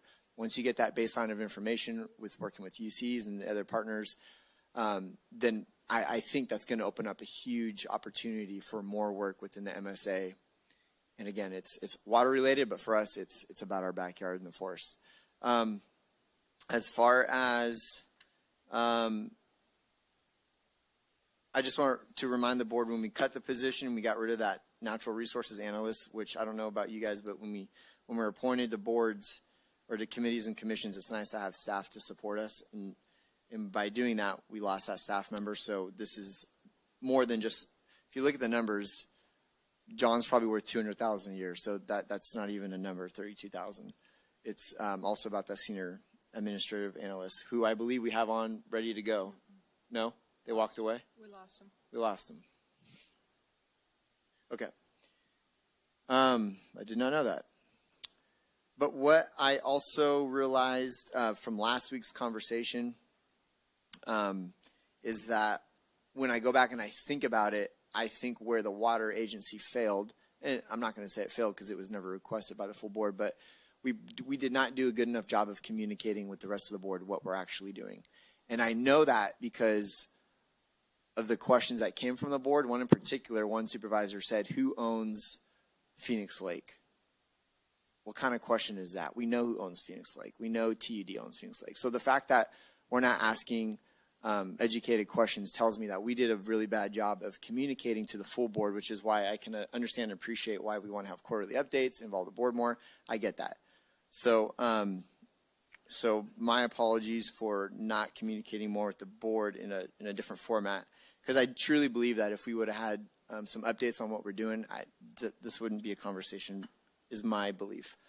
When it comes to the money side of it, the contingencies, all that stuff, I get it. I don't really ever like touching contingencies, but for me, water personally has kind of risen to just understanding where we're at with water and where we could potentially be, and the amount of money that could potentially come with some of our forest projects. It's not a lot of money for me to fund this. Also, this is my 5th budget cycle, and I know we're going to be in some times in a couple of years and some interesting times, but I know we're going to come in higher with our fund balance, and I know we're not going to be hiring a bunch of those vacant positions. So I know the money's going to be there. You know, I keep talking about wanting to make water a 10-year commitment, and I'm hearing that this board definitely does not want to do that, but I think if we give it a year commitment and we communicate better, I think we're going to see the value, and we're going to end up getting every single board member's support for this. It's just going to take time to communicate that. When it comes to the water agency position and the natural resources agency position, I'm hearing council's concern with Brown Act. Supervisor Brandon does share the Natural Resources Committee with me. I believe he's vice chair. He's very well abreast of what we're doing, has ideas, has great ideas for future things. This to me is more important than a seat, and it doesn't mean I can't still support natural resources and still be there. I'm just not going to be chairing the committee. To me, it's not a big deal. So what I would offer up is that Supervisor Brandon does sit, or I believe he said he doesn't sit on water agency committees, but he does participate in them, has a vested interest in them. So since he's already on the up as far as some of these conversations going on with current community partners within our agency, I would recommend that Jaron would take over the water agency position, and then so there's no Brown Act, throw him in as the chair of the Natural Resources Committee, and then I'll be the vice chair, support that role in any way I can. I have a good enough understanding of where this agency is and where it's headed to where I'm confident between Brandon and Half and John leading the way that we will arrive somewhere good, and that we'll communicate that along the way.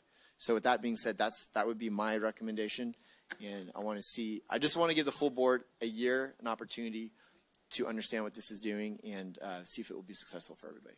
So before we go on to the next board member, I just want to make it clear that the 3 of us can't be involved. It has to only be 2. Yes.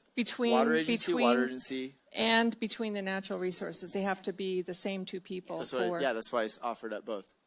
I can still vice chair the natural resources. No. Okay. That's 3, right? Oh, I see what you're saying. That's why I was giving up my position, so it could be you 2. I don't care who does it. I just want it to be done. No, I think then I would recommend to be honest with you, Half. I've been reading all the emails, I've been part of the conversations, but I think you need to finish this year that we started. I'm not trying to push you into it, but you're doing a great job. I want you to continue with the water agency if you're up for it. So then are you suggesting that I take your place on natural resources? Oh, we have to have both. Okay. Now you're seeing it. Yeah. No. You 2 need to be doing water. And so whatever we got to do to make that work, I'm fine with that. So I'll just be in your ear a lot, like, hey, keep the emissions conversation going. Hey, keep the. So Okay. Supervisor Campbell, are you ready? Thank you, Chair. Yeah, I'm ready. It's a little disheartening that this is coming back to the board. I think that we've had issues in the past where a decision was made and a supervisor or more supervisors weren't happy with that, and there was attempts to bring it back to the board. But to our credit, I think that we stuck to the idea that we make these decisions in public, and once a decision has been made, barring any kind of changes in the facts of the issue, which I don't think there really are any changes here, we don't allow ourselves to be bullied or coerced in one direction or another after the vote has been taken. So starting from there, there are practical reasons not to support this. There are financial reasons not to support it, and I think there are a few maybe ethical or procedural reasons not to support this. So I'll start with the practical reasons. And the issue that I came into last Tuesday is the same issue I have now, so I won't go into too much depth, but there's zero clarity on what we're trying to achieve with this. And I've read through every scrap of information that I've received from the Water Agency, from board members, including this strategic mission overview, which was made available today, was made available to me yesterday. And are we talking about forest management, or are we talking about water rights? Are we talking about restoration of watersheds, or are we advocating for legislation? Are we hiring a staffer to go after grants, or are they going to oversee the committee? Are we doing all of these things? Because it's having a great deal of cross-pollination with other efforts that the county is already doing, other efforts that other agencies are already doing that perhaps we might do well to support those other agencies rather than going it on our own. So, and I'll give you a couple examples. So if we look at the scope of work from the original contract from 7 months ago, talks about gathering relevant information about New Melones, Don Pedro, and in the new mission overview, we're talking about forest watershed health and Phoenix Lake. And Supervisor Kirk, your comment, I think was Supervisor Goldenberg last Tuesday had made a question about who owns Phoenix Lake. I interpreted that as a rhetorical question that he was asking because, yes, TUD does own Phoenix Lake, so why is the county inserting itself into this advocacy for planning priority projects when TUD isn't, as far as I know, they're not asking us to do that for them. I'm sure they would very much appreciate the board support and the county support, but we're inserting ourselves into jurisdictions where we have no authority, and so what is the point of that? There's another specific thing that I wanted to mention, which is one of the reasons that I thought this was a good idea initially, and I did support it initially, I should clarify that, is that we were going to work with the Office of Emergency Services to develop a drought contingency plan. I think that's a great idea. That's nowhere to be found here on the strategic mission, and the goal in the original deliverables was to begin that process in the first month. So that never happened. We have no clarity on, and I don't want to belabor the point about the conferences. I know conferences happen and they can be useful, but we don't even know how much we spent on a conference that was just a few weeks ago. I did some quick math. It's $700 to register times 5. It's $3,000. I looked up the hotel. It's $277 a night. I don't know if that's what it was at the time. So anyway, the total cost is around $7,000–8,000. Maybe that's money well spent. I don't know. The point is nobody provided me with any information about what these costs are. So all I have to do is guess, and the public's in the same boat. So that's an issue. Now we'll go to the financial reasons. So we're pulling from contingencies. Our own guidelines on contingencies are that we set aside these funds for unexpected increased department costs. This is not an unexpected increase. We are choosing to go down a completely different route with this existing agency. And I want to reiterate that if we choose not to proceed with this, the TCWA doesn't go away. Supervisors on their own can take whatever initiatives to advocate. I clearly, this issue matters a lot to you, Supervisor Half, and you, Supervisor Kirk. There is nothing stopping you from advocating and using the TCWA as a vehicle to do that. What we're talking about is spending $171,000 of contingencies that we don't have when we're asking departments to cut 2.9% from their budgets. I don't think that's fair, and I don't think it's a good usage of money. And then the last issue is, let's see. So in short, I think we've clearly moved the goalposts from where this began 7 months ago. I mean, we have. It's just in black and white that the priorities are not the same. So my question is, if we're going to spend another year working on this, what are then going to be the strategic mission goals at that time? Are they going to be what they are now? If there's no progress between now and a year, are we going to cut bait? Or are we just going to find another set of mission goals on this? And I'm also kind of confused why suddenly it's a more expensive. We're looking for a more expensive position. It moved from an analyst to a senior analyst. So I don't know why we're doing that, and there's no explanation here why we're doing that. And then the last is that this is clearly. I guess some discussion has gone on. I don't know. I haven't been a party to it. But I just hope that that's not how we're going to be doing business on the board. I hope that we can have public, transparent discussion about this and that there aren't any deals going on behind closed doors, because it erodes our trust in the community and it makes it harder for us to do our jobs if we're going to conduct ourselves that way. I think if we have an honest discussion, I think we can disagree and still walk away as friends and be able to do the job that we need to do. But if we're bringing back the same issues over and over again to the board, I think it takes away from what we're trying to do. So I don't support this. My position hasn't changed from last week, so I hope we can move forward. Supervisor Brandon. Thank you.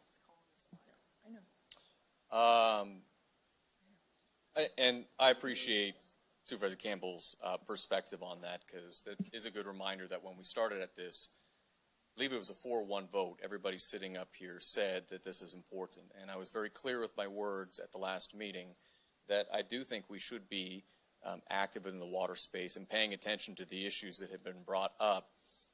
It's really been a matter of, I think, accountability, clear goals and expectations, and then communication. And I think that's really been lacking. I appreciate being able to disagree with that with, I think a congenial disposition too, to say this is where I'm at. And say before, there were some statements made at the board at the last meeting and online that I think were more in line with an attack or a misrepresentation that this is somehow saying water is not important, and that's the furthest thing from the truth. Everybody knows that water is important. You'd be an absolute idiot up here to think that we don't need water as an idea. But it's a very complicated system, and I may not have been within this position of the agency, but I do know that I very regularly meet with and talk to the Jamestown Sanitary District, the TUD staff and board, Chicken Ranch, which has its own projects going on. I sit on IRWIM, Integrated Regional Water Management Authority. I do follow some of the stuff happening, at least with Aqua, on their email list and kind of from a distance in advocacy. And there's a lot, especially also with Tridam and that. I think the issue has been, since passing that and voting to support it, which was an experiment. It was an experiment. It was trying to reactivate something that didn't exist, because I think it's an important area. And I was willing to, for a period of time, say, come back with something and tell me what we're doing. Here's a period of time to have the meetings, talk about it, bring something back that's tangible, that I know exactly what we're paying for, what tax dollars are going to. And so I think you can support a concept or an idea and not be okay with the reality of it. And right now, and the reason I voted no, is because I disagreed with the reality of it.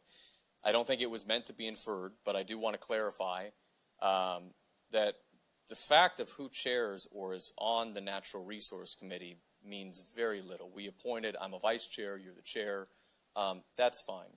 And whether that is within the mission of serving the water agency, but whether that advisory role happens or not, that's fine also. The water agency discussion too, it is interesting, given some of the past history, to now say that it's very important that we would change up the membership to include me. And there is a lot within my district. I've made this point before. But actually in that, I again want to state that it's not any two of us. That's why I think this has to come back to the whole board. Given the seats and the reins to it and being 50% of the folks doing it, I would still rather it be coming back to the entire board, because we have to have all of our districts and philosophies represented. One of the issues we've had is that lack of communication and buy-in. I do agree. I think if the entire time we had meetings come back here, we were able to make decisions and provide updates and direction to it, whatever it would be, I think we wouldn't be as tangled up. And I know that with those discussions in water, I don't know what we're doing. I could name 50 or 100 things that we could do, talking about stormwater, the utility pipe and plant necessary for infrastructure development, the drought planning. I appreciate Supervisor Campbell bringing that up. That is absolutely within the county purview. Even stream improvements, we're talking along infrastructure projects or within Jamestown. There's a bunch. I'm not clear what we're doing. I know what our partners are doing. I know we're working with them through CDD for Jamestown to get additional plant capacity, because we want to see housing and growth there. And I know that we've written letters of support advocating for the TUD new sanitary plant that I think's in Supervisor Kirk's district. I think we had that meeting to show support. I know we're having meetings with TUD to talk about it as well. And now we had a very effective water policy committee where we were all able to talk. And so we've been in this space. We're supporting the water rights acquisition. It's just, what do we do? And I really want to talk about that. Because within what we have for the water agency, it does set a 30-year timeline. And I get that, because I get that many of these things are a long-term project. The challenge is, as I think was brought up, how can we commit to a 10-year plan that has no tangible goals or expectations with it of what exactly we're going to get out of it? I think this is how you end up with a situation like TCEDA or something, where you say, well, I support the concept, I want to put money into it, we have to hold out for the long term, and then eventually somebody says the king has no clothes, and the thing blows up, and it never gets to the 30-year mark. Same thing with saying it will pay for itself with grants. What grants? We're not going to get grants from water rights within any reasonable time period. Our partners are the ones that actually do this. And so I think it's a good idea, but what does that mean? What grants are we going for within, let's say, a 2 to 5 year period, similar to sidewalk projects or OES, that we're able to fund these staff positions? So I think the communication issues are serious. I think we need tangible goals and outcomes. Right now they're lacking. I see a lot of meetings. I see a lot of calls. It does concern me that it seems there is a fascination with a particular contractor when we're talking about the water agency. And I'll be honest, in many of my discussions, that is something that has brought some of the concerns and some of my hesitance with it. I'm much more in support, I think, of the senior administrative analyst because of the money that's coming down. There's a $15.5 billion bond in the legislature that has $3 billion for water and $3 billion for forest and watershed projects. We want to be in a position, just like broadband, to be able to access that. So to me, that makes sense. That's where the water agency makes sense. I think expanding the utility members to the Natural Resource Committee is a wise idea. I think having a person that can write those grants makes sense, but they have to bring something back. And I'll bring it back to this, but this would be the second time going out a little bit on a limb with it. And if it comes back after a year and I'm not seeing that, depending at the end of this, I will vote to end it if there is not something coming back, because I don't want us to pay to just have meetings. Supervisor Campbell's absolutely right. We can advocate, we can follow legislative platforms, we can talk to these people. I do it within my areas. I think we all do it to different elements. We do not necessarily have to have that to be effective. So with all that, which I know was a lot, I have a couple specific things. One, this says water advocacy contract with John Mills, which is a specific contractor. I do just have concerns that we're being very preferential, and it's more about work with somebody who is very intelligent and well known, but not the agency itself. I had discussions afterwards because I was kind of in the middle. I said, look, I think that water is important, but I don't like how we're doing it. So let's figure this out and see if there is something that makes sense that's not within a budget meeting. So here we are to be able to talk about the broader issue. Had a meeting with CAO Riggs to be able to discuss some initial ideas, which I then had a meeting with Supervisor Half to be able to talk about. And one of them was saying that if we restore this, it was to be able to discuss the contract and our consultancy at a point that's past the budget where we can get into a little more robust depth of what that looks like. So I wanted to ask the CAO, as written here, would it be a $32,000 line item, $32,500, for water advocacy consultation specific to this consultant, or would it be open to other consultants? So any contract under $69,000 and change can be signed by the county administrative officer. However, we would not sign such a contract without direction from the board. So you could make this a placeholder until such time the board provides specific direction of who you would want that contract to be with. Okay. And so just to be really explicitly clear, if we approve this, there will be no contract assigned using that money that won't come back to the board for negotiation. Correct. If Okay. that's what the board directs today, then that's what we would do. Okay. And then I really want to clarify, so the quarterly meetings, where would that be written in, since we don't have an accompanying resolution for the water agency as within our handbook, which I think has been kind of an update that we've learned about. How do we know that that will be where the decisions, again, are being made, where the presentations are happening, discussions are happening? I think, first of all, if the Board of Supervisors, when they're acting in the capacity of the Water Agency Board, would consider your roles to really be the same but for different agencies, that will help you really solidify your role and then where you might have these Brown Act issues. But the same thing, if the Board of Supervisors and the Water Agency Board direct staff to place something on the agenda on a quarterly basis for updates and actions, then that's what we do. Mm-hmm. Okay. So I guess I'll conclude it with this. I think with the future discussion on what that contract is, I see the support for a water agency and some of those partnerships making sense. But I do not want the county. The worst thing that we could do is have our partners who are good at this. I don't think there's any intent or need for us to try to consolidate power within the county. If our partners are doing a competent job in trying to acquire water rights, our job as leaders should be to support that. It does not have to be under our house to be able to do it. I do not want to have it go in, as I said, half-cocked in any way, because we're not putting the money in. This is still one position of one consultant in a way that would be detrimental. And what I want to see it focus on is tangible projects that will help people's lives also in the short run. If we do those long-term 30-year plans, with 10% of the time, that's fine. But what are we getting to actually prove that value now? And I want to say it's not just because, sure, I want a lot of piping and plant capacity in my district. The point is I want it to be sustainable. If we want to hit 10 or 20-year goals, we have to show that we can hit a 2-year goal or a 1-year goal. And it didn't hit it this time for me of what kind of came back. So I'm willing to move forward with the amendments that we've made.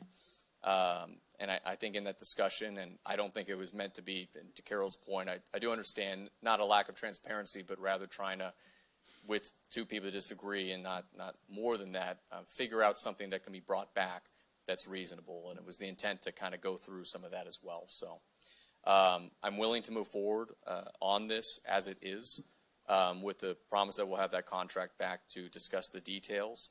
And that we all just commit to do a better job. Whether we're on that or not, we have to treat this as a team. There's no more, and same to me if I'm on there, no more two people doing this and not having the rest, because that's only going to create dysfunction. And I think it has so far. So.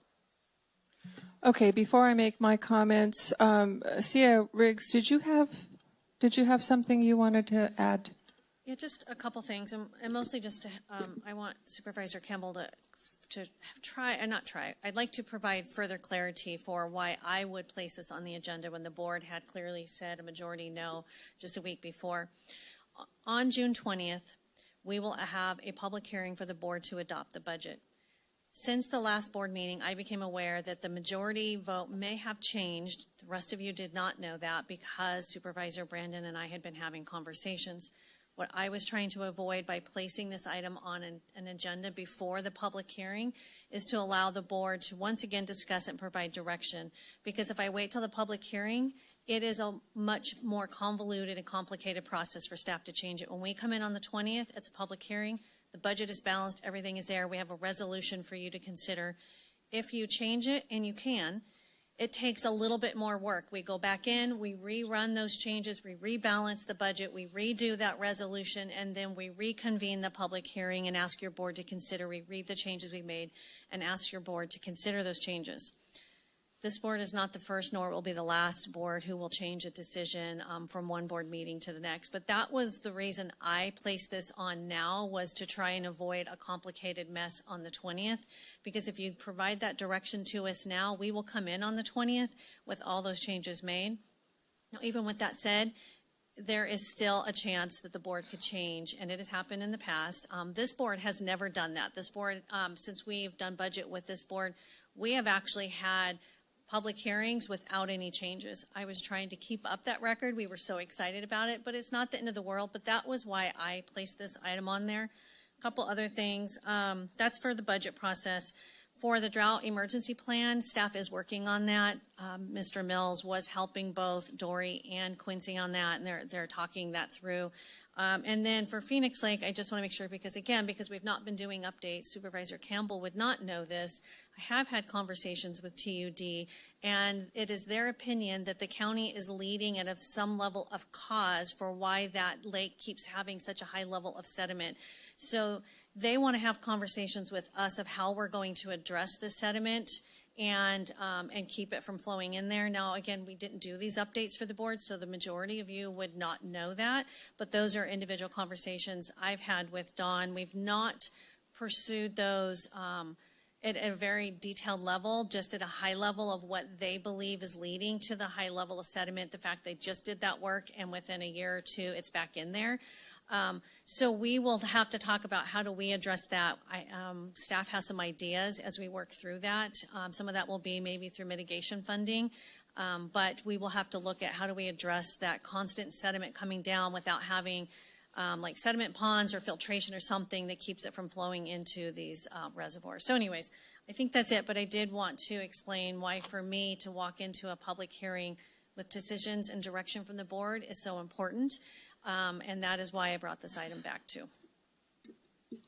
Thank you for those clarifications. And yes, the water agency has been involved in those talks with TUD as well. 2 members of the water agency. And so I'm going to start my comments by saying that too much is at stake right now to let the water agency go down the drain. And I know that's a pun, but it's true.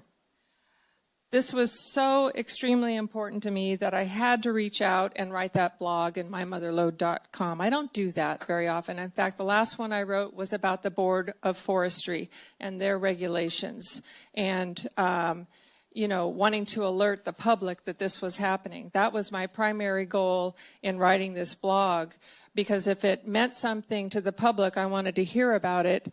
I felt it did, but I had no idea without putting it out there. The second reason for writing that blog was to see if there was any way that we could pull a third board member to possibly change his mind or look at this differently. The next reason that I wrote it was because, and this has been unspoken, but I'm going to say it right here, there have been other forces at work to I don't know how to put this in words, but to shut down the water agency, and they don't have to do with what the actual water agency is doing or the intention of the water agency. And I have an appointment with one of those entities that is casting aspersions or has some fears. I'm not sure what it is, but we're going to talk about it later on this week, and I'm hoping to work some of those issues out. I would think, now this is just the way I think, that if a colleague on this board felt as passionately as I do about having a water agency for this county, that would cause me to pause and think, maybe I do need to take a second look at this and not get upset that it's coming back to the board once again. I think it needs a second look. And we have a long way to go, no doubt. So another clarification I want to make is that we can't have the whole water board of directors going in these meet and greets and these meetings with partners, whether they're inside the county or outside the county. We'd have to hold a meeting, a board meeting, a joint board meeting with whatever staff or board they had, and that's just not practical. We can't do that. We have to have two representatives that go out and meet and find out how we can partner with these other groups in order. And then the part that we haven't done so well is to bring it back to the full water agency board so it can be discussed and so everybody's on the same page. And I'm very sorry and apologetic that we were not able to do that. We were so intent on, meeting our mark as far as meeting with these groups and getting ideas on how we can be effective as a water agency that we completely lost sight of that. And I do apologize for that. The third point is, okay, we would be pulling possibly, we don't know yet because we would be pulling possibly from contingencies. We don't know yet because the state hasn't been able to get all of their revenue in from the taxes, and we won't know actually until after October how we sit as a state and how they're going to be able to afford things. But we do know that we need to put in $994,000 into contingencies. So if we pulled some of the money to help pay for this, we would have $125,000 that would have to be made up for contingencies to make that $994,000, because it would bring our contingencies down to $869,000. So what I'm saying here is, in order to restore our contingencies, we're only looking for $125,000. And surely there will be further cost savings, as the CAO pointed out, due to vacancies in this upcoming budget. We know there will be, because our ability to restore all of the positions that we're still hiring for isn't going to come all at once, and it isn't going to come fully. So surely there will be $125,000. That's what we're talking about in order to make this work. In order to answer Supervisor Campbell's question, he said, will it be this, will it be that?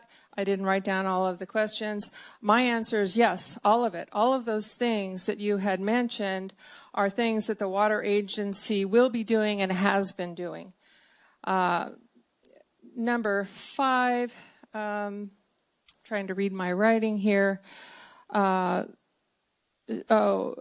Grant funding. We've already been talking about that, and maybe it wasn't made clear last meeting. In our alliances that we've made, especially for the watershed, the regional watershed restoration, doing that in tandem with the forest health work that we're already doing, we've already been talking to partners and reaching out, and we've already, in principle and verbally, worked out some of these details where grants will be forthcoming. But I'm sorry, 7 months isn't enough to get that done. So I do see that we're going to have not only actual solid partnerships and projects, but grant funding coming forward from what we've already started. That's not even a question in my mind. As to the water contractor that we have down here for $32,500, I'm sorry, we're not going to get any better deal or any better expertise in the industry in water in California than what we already have. Now, if there are some issues involving John Mills, we will work those out. And in deference to what Supervisor Brandon said, we will not sign that contract until we have worked those out. And I am adamant about working out whatever issues other entities have to bring them to light and to work through them. So I think it was Supervisor Kirk that said it could well be over $200,000 if he was charging his regular rate. So I don't have a problem with that. The next point is that we are and have been in support of internal water agencies and have no intention of messing with them. And we've made that clear. We told them that if they need help for any particular, and this is agency by agency, if they need help and want our support in whatever way we can offer it, we're there. We're not there to mess with them or to be complicated or to throw what they're trying to do off. Now, whether that is understood or appreciated or even believed, that's not up to us, but we can show in our deeds that that's what we say is what we mean. And if you know anything about me, what I say is what I do. And I expect that of others too. So just to reiterate, it's impractical to have the whole water agency board meet with other agencies. So I'm hoping that our board understands that, and I don't care who the two are, but we should pick two, and I don't know if we need to do that today, but we should, if we're going to follow through with this, we should pick two that are part of the water agency, obviously, and part of the natural resources so that we don't have Brown Act issues. I have a lot more to say, I think, but those are the main points I wanted to make. Supervisors, I just want to clarify one Brown Act point. Sure. If your board formally appoints 2 board members to meet with other representatives, you are creating a Brown Act body.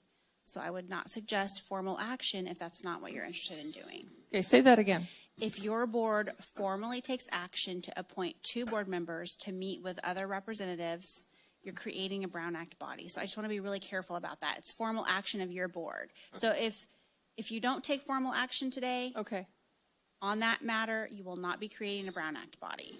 So the Brown Act will not apply to those meetings. And I'm assuming that you did not want the Brown Act to apply to those type of meetings. Don't want the Brown Act to apply. And then your board members will come back and report to your full board during a board meeting about the meetings and the progress. Okay, and that is planned, and that is different, and that is planned for a quarterly basis, and we will make sure that that happens.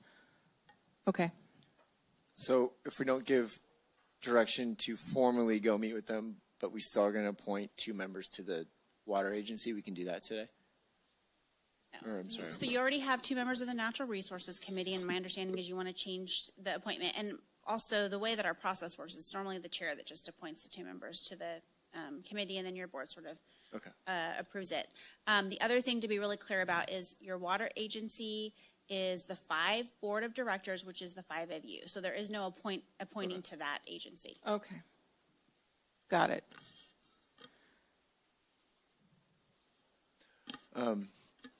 I think I was going to ask a clarifying question, but I think Supervisor Half brought it up, which was the contract with John. It sounds like we're not approving that today, or we are, or I just wasn't sure what the specific call out was from Supervisor Brandon on I'm suggesting we put the money in the budget. It will be on next week's agenda as 32.5. I'm working with the folks that are having some kind of an issue. And I hope to resolve that issue or issues. I don't know because I haven't talked to them what those are. And that we can soon after approving the budget next week, we can move forward with having Mr. Mills sign the contract. And can I clarify that as bringing the contract back to the board to approve? Fine. Yeah. And I think I just want to I want to close with just a few things. I think what everybody is witnessing right here and is experiencing is exactly what happens in the water world. It's a hot topic. There's a lot of undermining. There's a lot of nerves. There's a lot of uncertainty. And so I'm trying here to be nice and kind, but I also understand from conversations about the state, this is exactly what is going on throughout the region with mistrust, with not knowing, with trying to watch over your back. And what I want to say is each district in Tuolumne County Water District has their own purview. I said this at the last board meeting. Tuolumne Water Agency is here to look out for the entire county as a whole. So as long as we have that at the forefront of our minds, I'm hoping that our partners, this board, we can understand that moving forward, but also understand that things might get hot and we need to be able to communicate with our partners so we're very clear. Okay, because this is exactly my understanding how the water world's working throughout the state. It's a touchy subject. The last thing I want to say, and I can say it to Campbell because, you know, I told you last week, we're like a marriage. I've been on the board with you for a while. I'm glad that board members can change their minds, because if I didn't, I would have cut your library several times. It's good that we can have conversations and have a difference of opinions after getting more information, because I've done the same for libraries. So don't think that we're being bullied or coerced, because I think every single one of us has gone through a vetting process to get on this board. And if you were bullied and coerced, I don't think we'd be up here. So I don't know where that came from, but I trust you. I trust your opinion. If we don't, come talk about it. But I'm glad that people change their minds, because I think this is worth it. And I'm glad I changed my mind to support you on libraries, because it's worth supporting. So though it doesn't mean we have to agree, but. Yeah, and I appreciate those comments. I absolutely would rather somebody come to me to talk about an issue than post a blog on a website. I think that's a much better approach. Sure. But going to the issue of the Brown Act issue with the committees, if you, since he's not here, I'm going to volunteer him.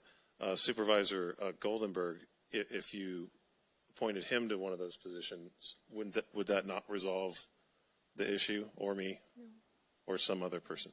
Because then you're having two sets of different people. So the issue is that you have a natural resources committee that will be advising the body, and you have two members on that during a Brown Act meeting. And then if you appoint anyone else, because there are more members than just the two board members to natural resources, you appoint anyone else, you have a third member addressing similar issues, right, or maybe the exact same issues outside of the board meeting. And so that's where you start getting the Brown Act issue, because now you have three. So you're basically setting up like a serial meeting. So it has to be the same two no matter what. It really should be the same two, because then they're dealing with the same subject matter.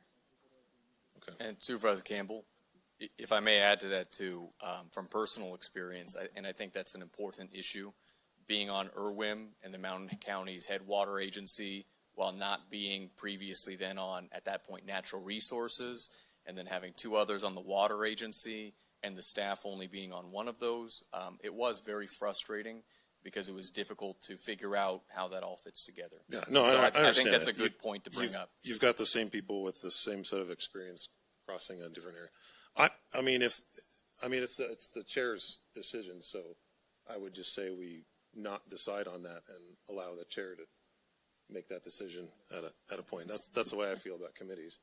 You mean who's going to be on the Natural Resources Committee? Yeah, I mean, that's to me wholly within the purview of the chair. I would recommend you look at the list and then maybe make that decision on the 20th.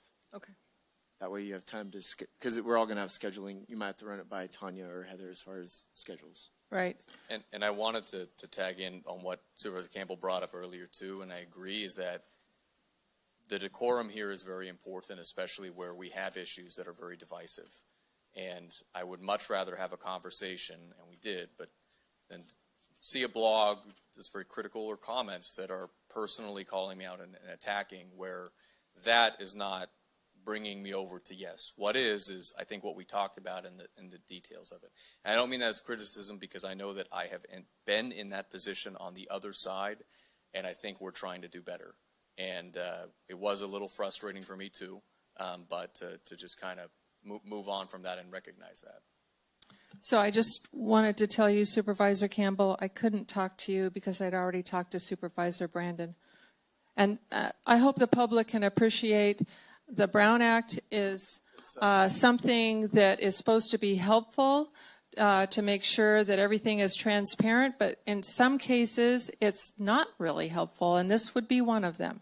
It would have been nice to have been able to gone and talk to him, but I'd already talked to Supervisor Brandon, so I couldn't. I think we're conflating two issues. You're talking about a Brown Act issue. What we're talking about is decorum and criticizing a board action in a way that's outside of Okay. Well, agreed upon. I wanted to say that for the record anyway. So, and so have you gotten a sense? We don't need to take a vote. It's direction. I'm seeing clearly that we've got 3 board members that want to move forward with the water agency, putting $32,500 in the budget for next week. Not necessarily signing the contract yet. I would like to go through the specifics on that, as I think anytime we give direction on something that's more complicated, to make sure we're all on the same page. So you want to go through what I have in the proposal? I don't know. Either way, up to you as the chair. Well, go ahead and voice what you. I was going to request from CEO Riggs and Eric. Assistant CEO. I was thinking deputy. I'm like, I know it's not deputy, though it should be. I wanted to see what you had gotten from direction and some of the points that we had brought up, and hear from your side what the takeaway is. Because I think we have what we had talked about in the proposal and a lot of the stuff we discussed, but what's the bottom line? So what I am hearing from 3 of you, and you haven't voted, so you could vote just because it's a direction, but if you've done it in the past, is that I would include those items on the screen. I will not sign a contract with any consultant. The contract will come back to the board for board approval and signature, and that these items would be included in the budget for next week for the public hearing. That's what I'm hearing. Just related to budget. We will come back later with an update for the board appointments, and we can bring that so that the board chair can make a change to her appointments, which then we update for the county website. And we can do that as well in the future. Probably not until July, but we can get those made. And if I could ask further too, because there were other things outside of the budget as well. So the Natural Resource Committee, I believe one thing was, right now we don't have those municipal members on a committee. That also seemed direction from there. Yes, we'll bring that forward in July as well. Okay. Sounds like we've got direction. All right. Thank you. All right. Thank you all. And so we're on to the 6th and final agenda item. Heather.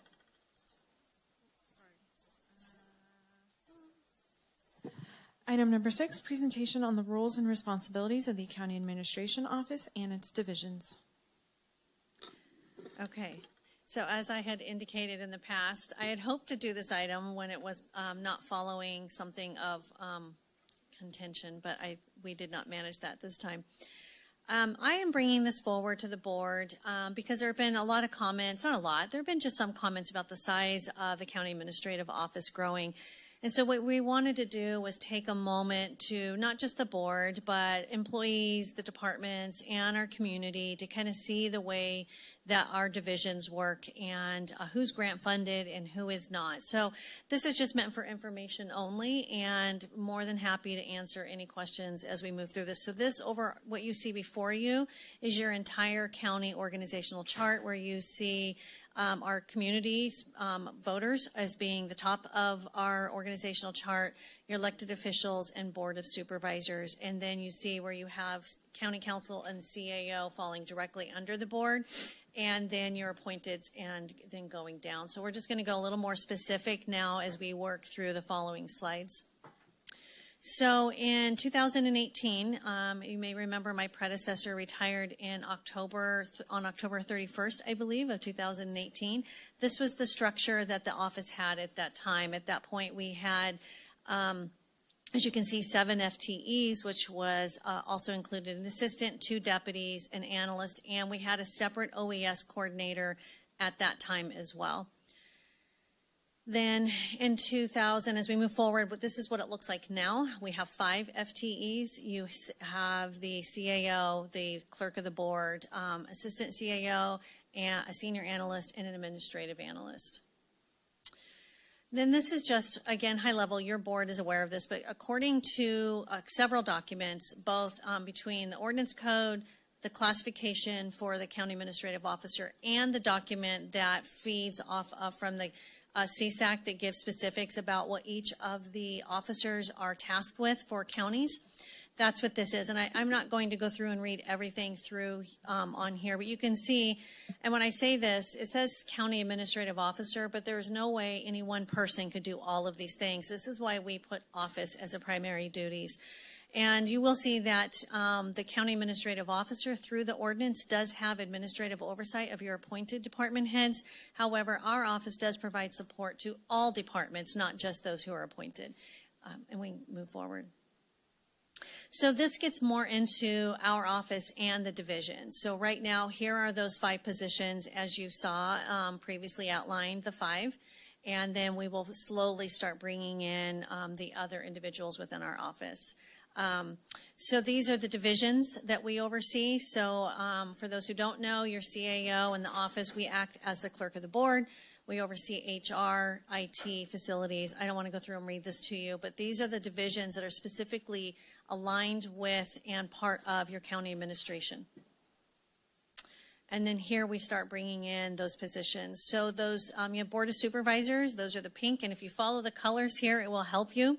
Blue, the turquoise color, is your administrative staff, and those are funded by the general fund, and there are 5 classifications or 5 FTEs.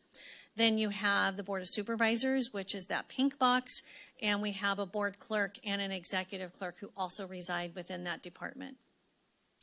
Next, we have the divisions, as we discussed earlier, HR and IT. There are 2 department heads who are appointed by your county administrative officer. They are department heads, and they have full autonomy and independence as your others do. They're just not appointed by the board. They're appointed by your CAO, and they do run their departments independently. Next is capital projects. You know who this is. This is Maureen Frank, who has been with the county for, close to 30 years now. We depend on her a great deal. If you don't know who that is, she built our jail, our EOC, our juvenile detention center. She oversees both of our community resiliency projects, and she's working on a myriad of projects right now to bring more buildings and more capacity to our community. Then here's OES. In fact, we had a recent comment from a former board member that OES used to be a half-time position. Having been that position who ran that during the rimfire, I will tell you this position has never been half-time. While it might have been funded that way, it's always required more than 20 hours per week. It was in 2019, as you saw in the previous slide, where we actually had created a full-time position. This position is also always been partially grant funded. We use our EMPG grants, or Emergency Performance Management Grant. This was the way when Supervisor Half was also an employee. That has been our historical use of that grant.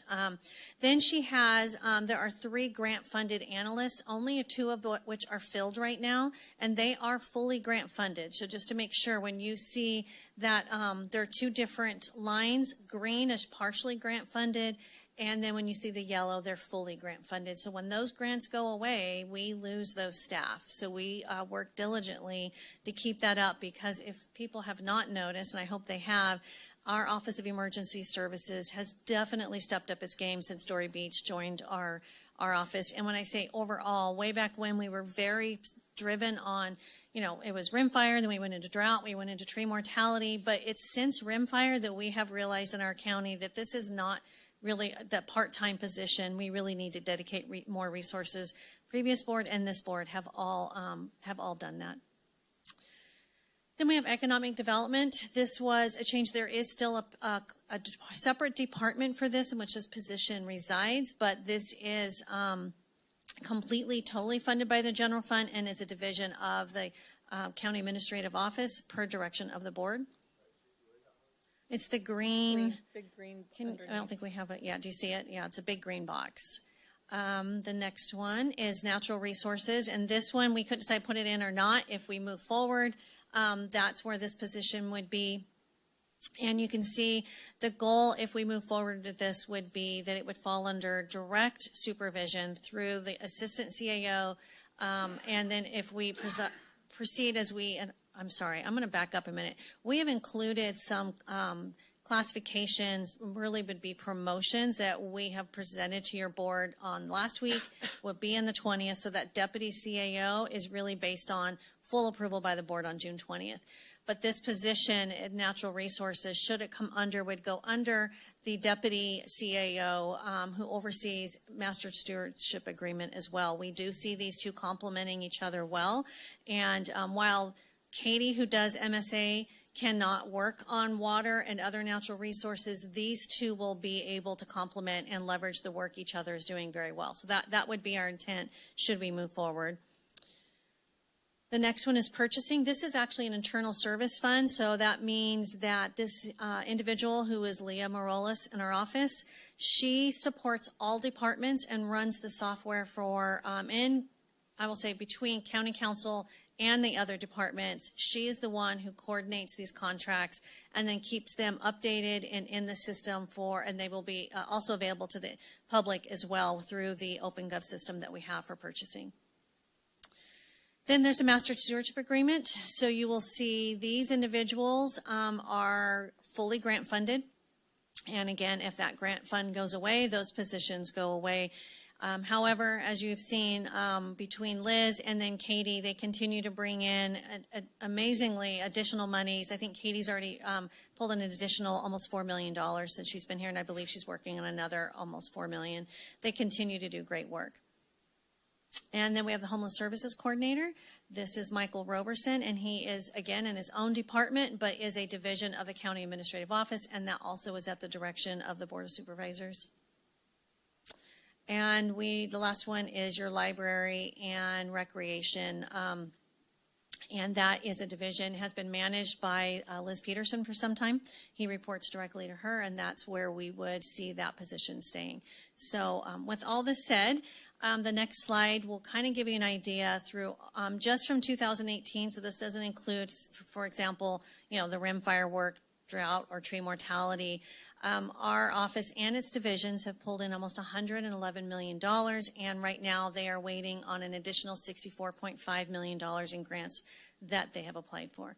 And so with that is the end of our presentation. We just want to ask if you have any questions, anything that we can highlight or clarify, we would be happy to do so. All right, questions from the board. Supervisor Kirk. Can you go back to the chart on the Homeless Services Coordinator? I thought that was partially grant funded as well. Or did we lose grant funding on that? It's that one by green. Or it is partially? Yeah, I'm that sorry, one that's is, what I'm it is partially grant funded, Okay. yeah.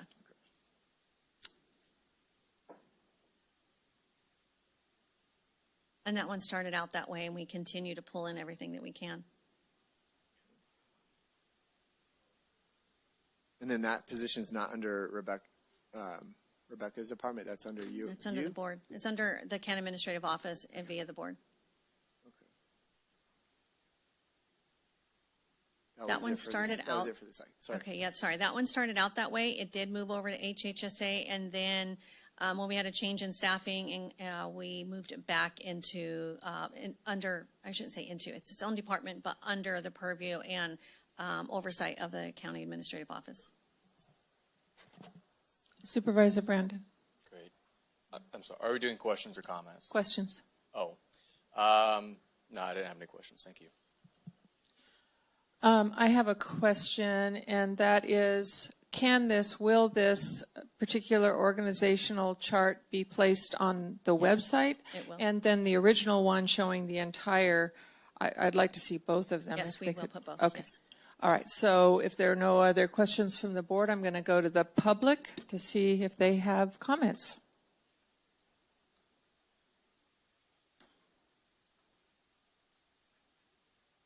I have a question. What is the internal service fund in the relationship to the general fund? If you'd like to ask that question, maybe you have an answer. I can look it up maybe somewhere. Thanks.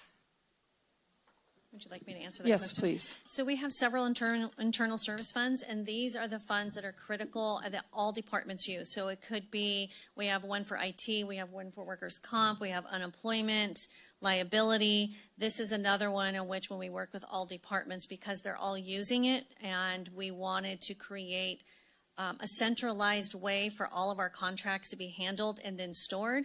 This cost for this is based on the number of contracts each department has, and the cost is allocated out based on that. All right, thank you. Any other comments or questions from the public?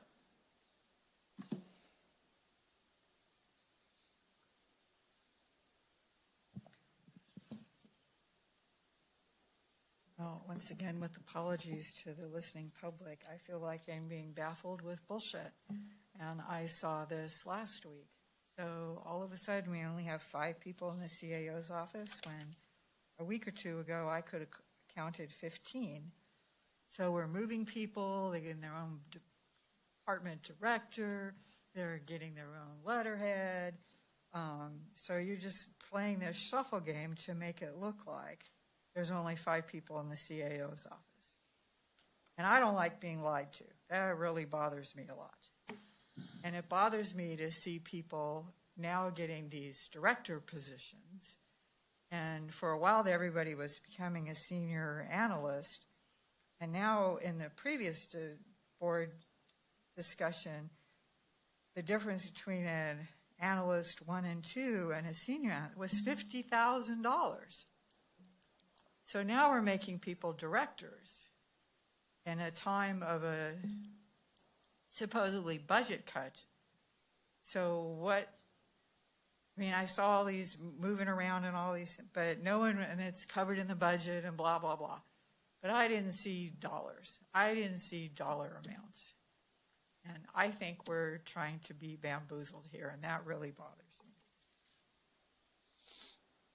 Supervisor Half, I just do want to make sure that those who are listening know that in your budget, for example, your sheriff has 5 cost centers. They're not all in one. This is very typical across all counties and jurisdictions. Your district attorney has 3 cost centers. They're not all in one. So it is very, very common.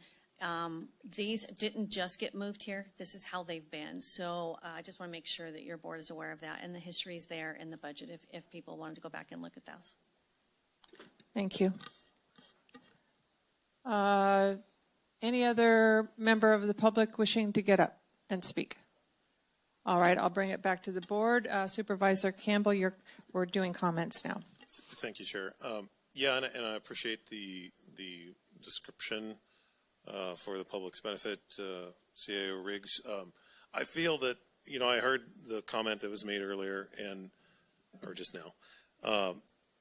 I feel like we're damned if we do and we're damned if we don't. Because when I started on the board, there were massive cuts to the types of employees that write grants. And that was criticized at the time because I think a lot of the public recognizes that the way poor rural counties operate is on grants. And so people were saying the county is so foolish. It's cut all these positions that generate income for other efforts through grants. And so now it's come full circle to where the county is wasteful because we have too many positions that focus on grants.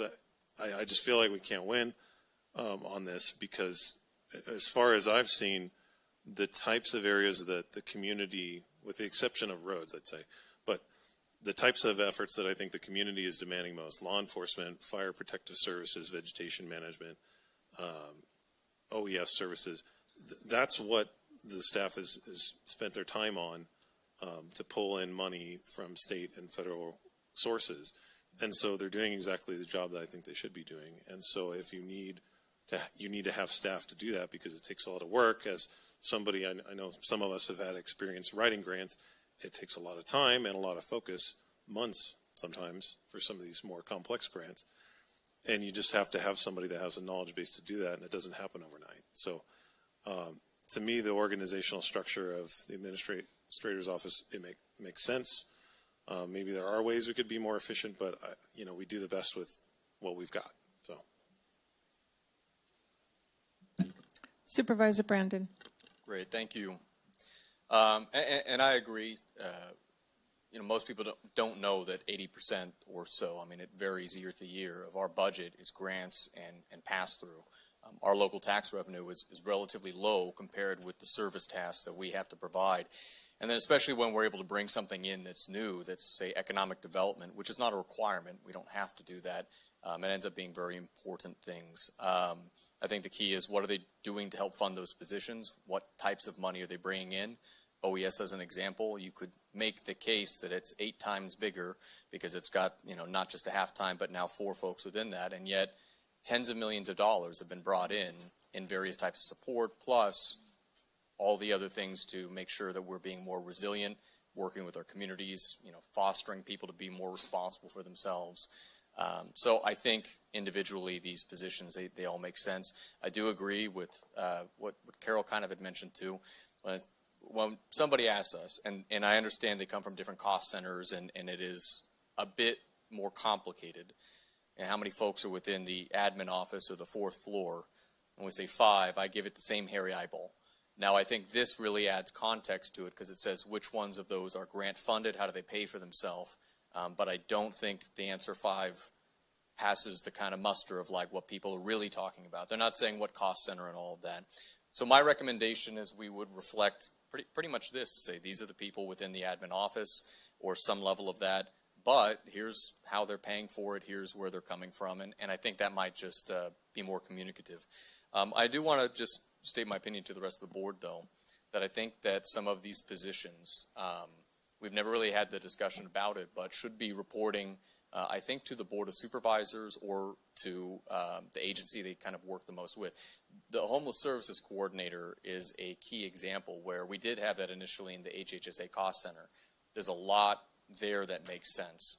I think that would be a good idea.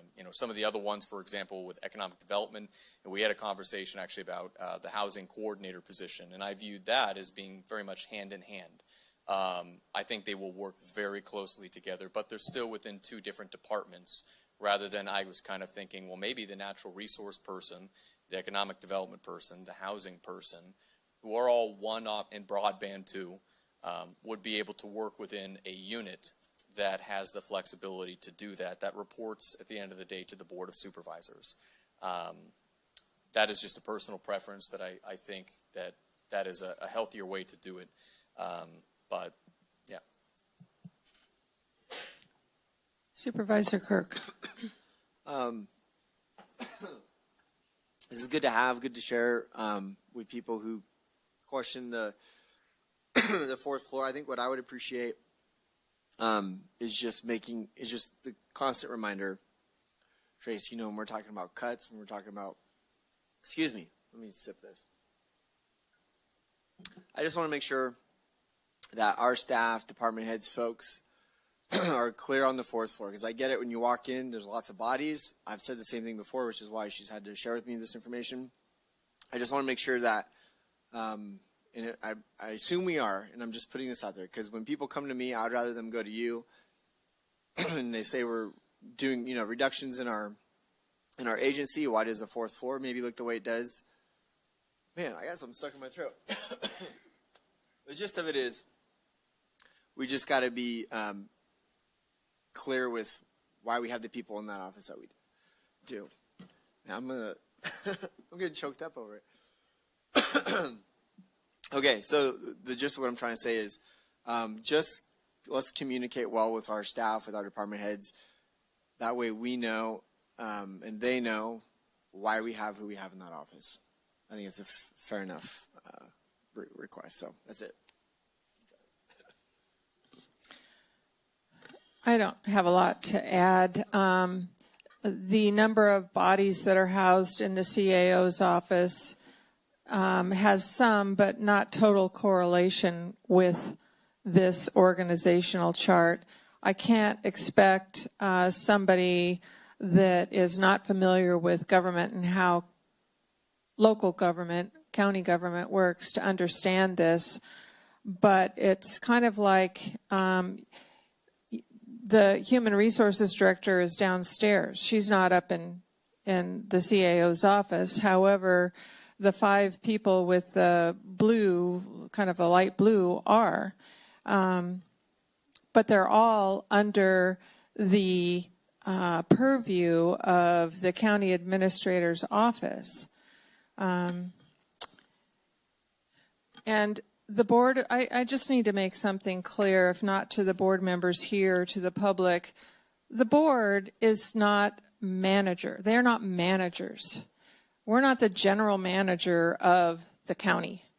Those responsibilities are divided out to different department heads, nor should the board be a manager. That's not, we're here to set policy, approve budget, and work things out in our respective districts and a whole bunch more, represent our constituents and that kind of thing. But we have no business being in the seat of, for example, the Human Resources Director or CDD.